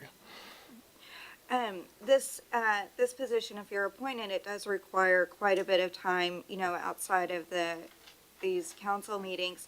So what does your availability realistically look like? Yes, ma'am. Right now, I work for a 3D printing company doing their prosthetics and orthotics in St. Louis. It's done remotely, and I can do it from home, and I also set my own hours, so I kind of can put in as much time as I need, and I look forward to that. Have you ever had a situation where you changed your position on an issue after learning more about it, and how did you communicate your change of opinion? Yes, ma'am. We always want to be able to listen to everybody's opinion and make our judgments from that. And I feel like, listening to our constituents and making sure that their needs are all met and that listening to them and then making my decision whether I change my mind, I would make sure that we did that in a newsletter or something like that. Thank you so much. That's all I have. Councilman Streetman, you're recognized. Thank you, Mayor. Okay, same questions I've been asking. If you should be appointed to this seat, do you plan on running for it? Yes, ma'am. If you are not appointed to the seat, do you plan on running I for hope it? so, yes, ma'am. Okay, and have you attended council meetings before, either in person or online? I have, and I've been online for the past couple of weeks to refreshing and seeing how this is all ran. Another one binging council meetings Yes, during the ma'am, ice storm. right. And last but absolutely not least, what do you feel is the most important thing that we vote on as a council? Definitely the rezoning and making sure that these things are zoned properly for our citizens, definitely. Okay, thank you, sir. Councilman Marquis, you're recognized. Thank you, Mayor. Also, same questions Yes, as ma'am. I've been asking before. How do you make decisions when there is no perfect option, only trade-offs? Really counting on our experts to give us the right information. And also relying on the team. Being a part of Ward 2 and being a part of the council, we are a team for Clarksville citizens. And I think that I would rely on all of you guys to sort of guide me and help me with that decision. Okay, thank you. And then, when you hear a new policy idea, what information do you need before deciding on whether to support or oppose it? Yes, ma'am. I would like to have all the information as possible. I think having all the information will allow me to have the best decision making process. Okay. And then, if staff, engineers, or consultants presented evidence that a commonly held belief about traffic, parking, or housing was incorrect, how would you approach that as a decision maker? Again, relying on the experts and going with what their recommendations are. Okay. And then lastly, think about a street in Clarksville that feels uncomfortable or unsafe for some people. Who struggles the most on that street and why? Yes, ma'am. I'm going to say Kirby Drive. Kirby Drive is a very, very popular cut through that goes from Lafayette Road over to Ambrose, or I'm sorry, Armstead, and to Concord Road. And for instance, if one person parks on the street, it turns it into a one-lane road, and it's a very, very popular street. And I feel like that's probably one of the first streets I would try to help. And I'm sorry, who did you say struggles on the street? The end of the question is who struggles the most on that street and why? Oh, I think all traffic, because it's a main cut through. It's a main thoroughfare through from Lafayette to 41A. Okay, thank you. Okay, Mr. Lloyd? Yes, sir. Article 2, Sections 2 and 3 of the Clarksville City Charter spell out the qualifications for a mayor and city council candidate. You must be at least 18 years of age or older, citizens of the United States and the state of Tennessee, and have been a resident of the city for the last 12 months, for at least 12 months, and be qualified to vote in the election in which you are a candidate. So let me ask you, are you at least 18 years of age or older? Yes, sir. Are you a citizen of the United States and the state of Tennessee? Yes, sir. Are you a resident of Ward 2? Yes, sir. Are you qualified to vote in the election in which you are a candidate? Yes, sir. Have you ever been convicted of a felony? No, sir. There's an old saying, the eyes are the window to the soul. These days it appears to be social media. If we were to call up your social media accounts on this council floor, excuse me, right now, is there anything in those accounts that may cause the citizens of this city to believe you are biased for or against any particular group, member of the council, or employee of the city? No, sir. All right, thank you very much. Thank you, Joe, for this. Appreciate it. Okay, to the candidates, if you change your mind after tonight and do not wish to be considered by the city council next Wednesday evening, please email the city clerk before next Wednesday, February the 11th, and your name will be withdrawn from consideration. And to the candidates, if you're selected next week, you'll be immediately sworn in and seated. So we are now ready for the consent agenda. Madam Clerk, please read the consent agenda. All items in this portion of the agenda are considered to be routine and non-controversial by the council and may be approved by one motion. However, a member of the council may request that an item be removed for separate consideration under the appropriate committee report. Ordinance 46, 2025-26, second reading. An ordinance amending the zoning code and map of the city of Clarksville, application of Ligon Home Builders, Gayla Stewart, and Daryl Akins for a zone change on a property consisting of 4 tracts of land located at the northern terminus of Bell Road from AG Agricultural District and R2 Single Family Residential District to R3 Three Family Residential District. Ordinance 49, 2025-26, second reading. An ordinance amending the zoning code and map of the city of Clarksville, application of QP4 for a zone change on 2 parcels fronting on the undeveloped tract of land located at the western terminus of Quarry Overlook Way from R5 Residential District to R2A Single Family Residential District. Ordinance 50, 2025-26, second reading. An ordinance amending the zoning code and map of the city of Clarksville, application of Crest Properties for a zone change on 12 Concord Drive from R1 Single Family Residential District to R2A Single Family Residential District. Resolution 41, 2025-26, a resolution approving the appointment to the Clarksville Housing Authority.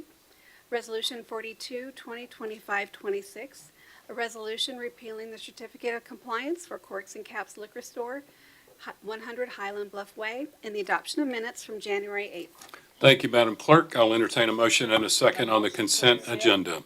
Motion been made and properly seconded on the consent agenda. Anyone wish to be recognized on the consent agenda? Councilman Marquis, you're recognized. Yes, I'd like to pull item D. Item D, without objection, we'll take that up immediately following the consent agenda. Anyone else wish to be recognized on the consent agenda?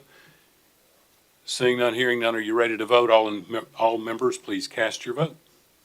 Every member voted. Any member wish to change their vote? Madam Clerk, please take the vote. 11 yes, 0 no, 0 abstain. And the consent agenda is adopted. We will take up the item that was pulled from the consent agenda, Resolution 41, 2025-26, a resolution approving the appointment to the Clarksville Housing Authority. Councilman Marquis, you're recognized because you pulled it. Yes, thank you, Mayor. So as we all know, the Housing Authority Board has been on the hunt for a new director, and they have officially posted their timeline for when they're going to cast a vote, which is here in a few days on February 11th, actually the same day as our special session. And I just believe that it would be, the timing is not appropriate to add somebody onto the board where they have not been there throughout this whole process to select an individual. They went through multiple rounds of interviews with various applicants for that job. And I just believe we should appoint somebody after those individuals have done so. Again, I am not opposed to this person. I just don't think it's correct timing. So I'm going to make a motion to postpone this till the March regular session. Well, let's get it on the floor first. A motion to did I approve. not? No. Motion to approve. I'm so sorry. I'm like, it's a long That's okay. night. I understand. I'm sorry. I'd like to make a motion to, Motion been made and properly seconded now to you, yes, Councilman now Marquis. that was my spiel, so I'm going to make a motion to postpone for the March regular session. All right. Do I hear a second? Second. Motion been made and properly seconded. Councilman Streetman on the motion to postpone. Yes, and can I ask a question? Sure. I know that you said postpone it to, March regular session. is there any chance, since it would fall the same day, just so that they could go ahead and get involved as soon as the new person was hired? Could we would you be opposed to having it, Mayor? Well, the problem is we have to run the notice for the special session in the paper, and those deadlines come and go quickly, and we would not be able to get it in there. I apologize. And It was that's- just a thought. Yeah, so- it was a good one. It was asked previously. Okay, sorry about that. I didn't think about that. I just knew that was coming up. I too had someone reach out to me from that, and they do seem very excited about having the person filling that position on there. But their concern was throwing them to the wolves right there with it being days before they were getting ready to hire the new person. And I know they said they've really been working through this and wanted to make sure that they weren't putting the new person in a bad situation with them coming on right before they had to be able to make such a big decision on voting for it. So I could be fine either way with it going ahead and going through, but I do like the thought of giving them that moment to breathe before they have such a big decision that they have to make as filling that role. And I do commend them for getting to this position to where they're finally ready to actually hire somebody to fill that role. Councilman Smith, you're recognized on the motion to postpone. Mayor, I don't have a question about the motion to postpone, but I have a question about the appointee. Well, we're on the motion to I postpone. understand When that. we I get, I know, yeah. So we can go on, and I ask the question after we vote on this then. okay, if it's postponed, you won't get an opportunity won't. until March. Well, I can ask you. Yeah, you can Okay. ask. I can ask you. Councilman Shekinah, you're recognized. Yes, thank you, Mayor. I think we should just vote on it, because that person, just like here, when we appoint somebody here, they're gonna be voting, that night possibly when we appoint them or the next session. So, if that person is ready to get on that board, I think we should vote tonight, up or down. Thank you. Councilman Lovato, you're recognized. Thank you, Mayor. Whether this is postponed or not, it's a valid concern, but his application has been posted for 48 hours now. His phone number is available, so if they were concerned about this appointee not being ready, then perhaps they should have called him. That's all I have to say. Thank you. Councilman Streetman, you're recognized. I don't think they meant any offense by it, and I want to clarify that. They weren't saying that they wouldn't be ready. It was just throwing them into something that they've all been working on for some time. So I just don't want to put any words in anybody's mouth. Councilman Brown, you're recognized. Thank you, Mayor. I believe if this person has been interested in this position, they may have been following this already and may have an idea of what they need to vote on anyway. Just like a previous speaker said, we appoint people or we're elected on these positions. And, when we first took office in January, we had to vote on stuff in a few days. So, you do your research and make a decision. I think we should just go ahead and vote on this tonight. Councilman Holloman, you're recognized. Thank you, Mayor. Motion to postpone. Yes. I agree we shouldn't postpone it. We should go ahead and vote on it. We use the term throwing to the wolves, and it's like, the people in the audience that applied for Award 2, like, we put them up here, that's throwing them to the wolves, so to speak. Who's actually ready for the position, without actually getting into the position? You could say that for, like, any committee, any board that we deal with, but that's all. Thank you. I've made my feelings about this particular organization abundantly clear over the last few months, and I'll just tell you, this is another stall tactic on their part, and I think we ought to defeat the motion to postpone it and appoint this gentleman to the council, to the commission, Board of Commissioners, because he's willing to serve. He's a veteran. He's a business owner. He understands how to make payroll, and boy, they need some common sense in that organization. So I would ask you not to vote to postpone. All right, anyone else wish to be recognized? We're now voting on the motion to postpone Resolution 41. All members, please cast your vote.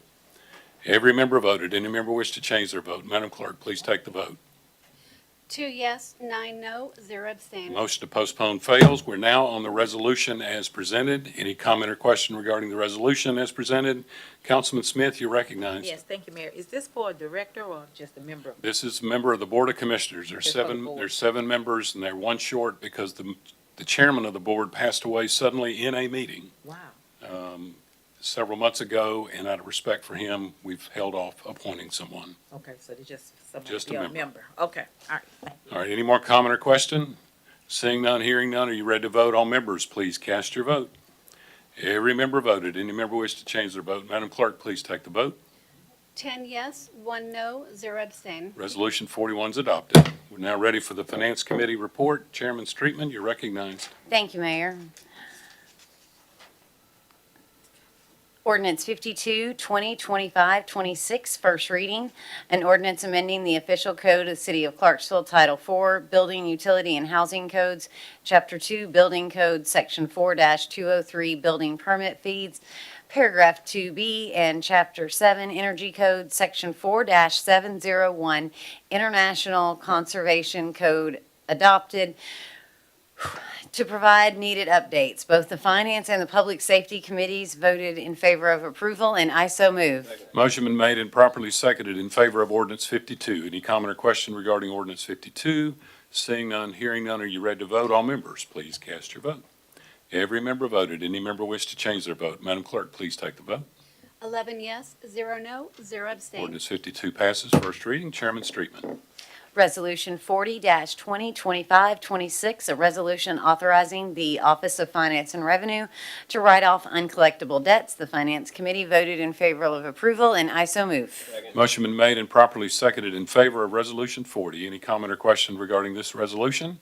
Seeing none, hearing none, are you ready to vote? All members, please cast your vote.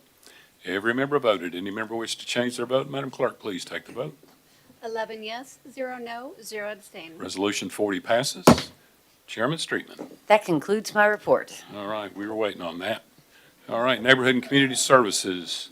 Chairman Shekinah, you're recognized. Yes, thank you, Mayor. For the Clarksville Neighborhood and Community Services Committee report, our next meeting will be on Monday, the 9th of February at 4:30 p.m. on the 4th floor of the City Hall Conference Room.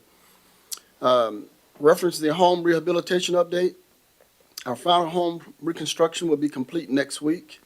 Council members are invited to join us to present the keys to the owner on the 25th of February at 1 p.m.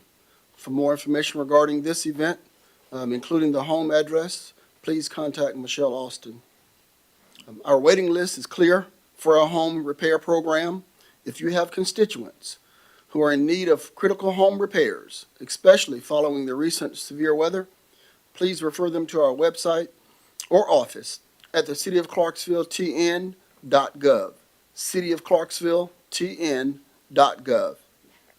Regarding their rental assistance program, the department has 61 households in its 12-month rental assistance program. Applications are open by referrals from local nonprofit agencies with active case management. Organizations interested in participating in the program may contact the department at community@cityofclarksville.com. community@cityofclarksville.com for more information. On to the Financial Empowerment Center, FEC. That is a trusted, community-based resource that provides free one-on-one financial counseling and coaching to help individuals and families take control of their finances.